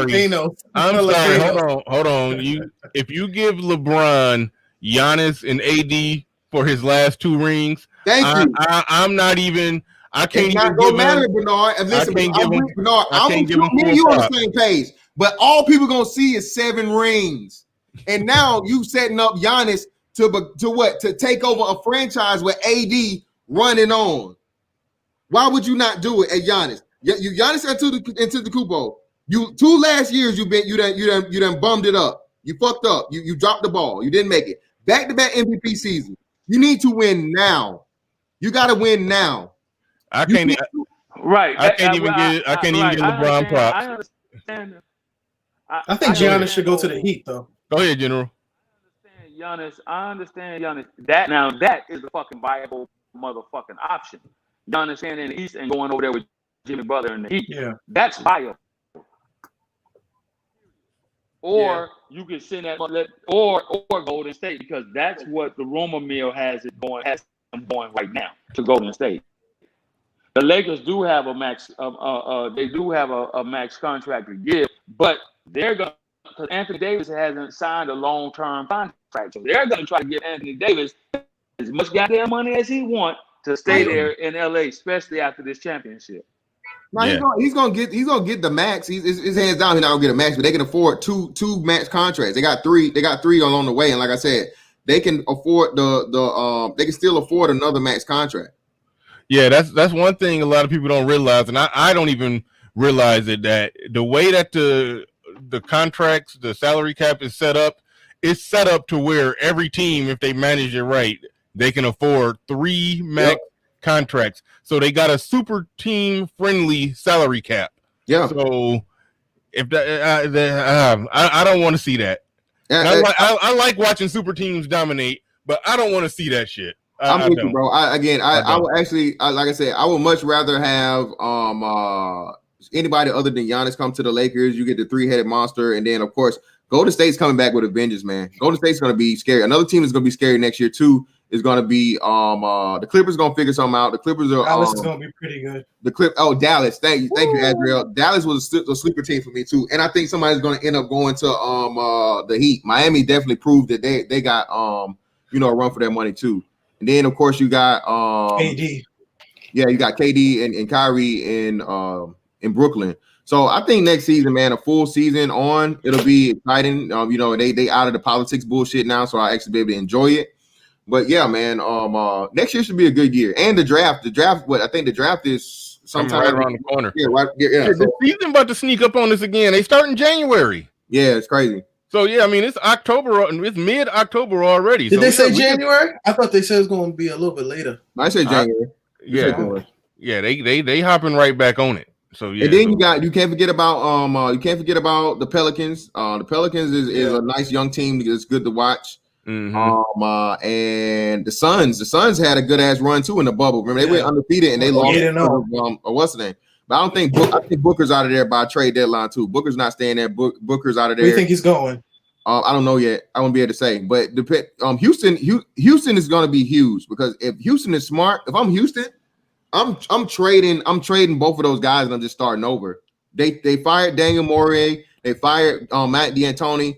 You prove that you can't. James Harden is great, bro. Again, I'm not saying Kevin McHale. He's an offensive juggernaut, but you can't win with him as a number 1 option. You just can't. He's not a leader. He's not clutch.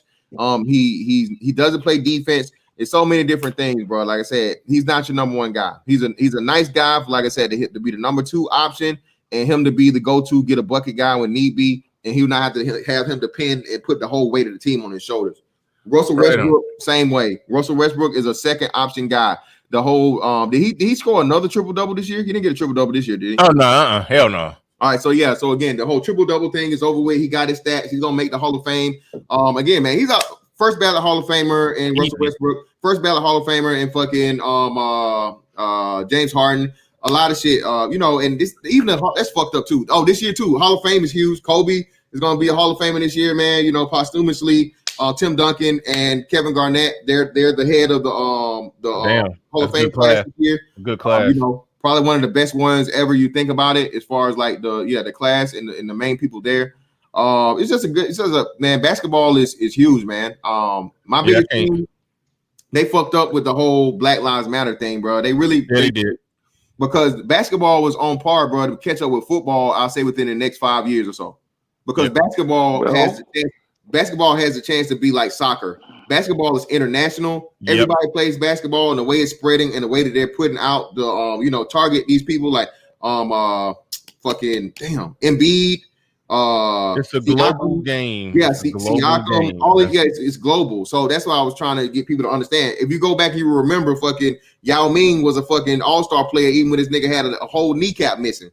A couple years ago, they had Zaza Pachulia, lame ass. He was leading in votes because again, people get the whole country behind them.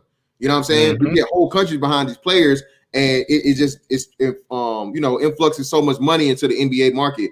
But now that they did this political shit, man, they literally, alienated the home. They set them back. America. We gonna call it right there. I went 30 minutes longer because the conversation got cool. But yeah, they definitely broke their momentum. I don't know if they would have overtook football in America, but globally they kicking ass. They kicking ass. But we gonna call it there. Real quick. Let me give you my party shot, and then I appreciate you for having me a good conversation with the brothers on the panel today. Here's the 2021 trade rumors.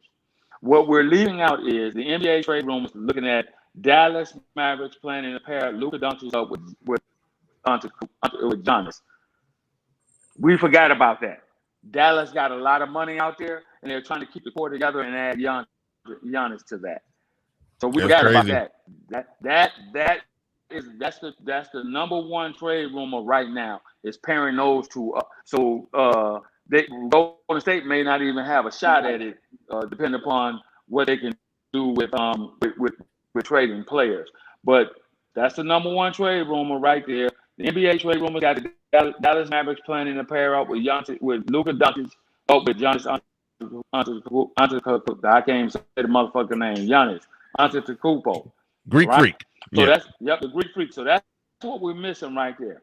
All right, and then they got what's his name trying to get out of Philly over to Golden State. What's the center they got over there now? Joel Embiid. Yep. Damn. That's what they're talking about. So it's gonna be a lot of things that are gonna get shook up. But I don't see the NBA Owners Association allowing that trade. If they let Giannis go over there to the Lakers, even though the Lakers got money, that's gonna be a nightmare for the rest of the fucking NBA. Period. Yeah, that's gonna be wild. Real quick. That one. All right, we getting out of here. Obsidian versus the World Part 2 on Prophet of Thought. Y'all see the link right there. Make sure y'all head over there and check that bad boy out. But I'm about to roll up out of here. It's like, thanks, Fantastic, for coming through. Shout out to Black Wolf. He wanted to hear this conversation. I thought we was gonna argue a little bit, but we agree on Kobe. We just rank him in different spots. But Kobe the man, I don't know. You made a good point about Larry Bird, though. I probably ranking Bird a little too high. Defensive liability can't be higher than Duncan and Kobe. I got to consider that. You know what? Depending on how I'm feeling when it comes to Bird, Kobe, Duncan, and I even put Olajuwon in there. It's like depending on how I'm feeling, I mesh with those. I put them in different spots. So I don't know, but yeah, but Bird might have to get dropped down for that that they used to hide him on defense. But anyway, all right, we up out of here. Peace, fellas. Peace.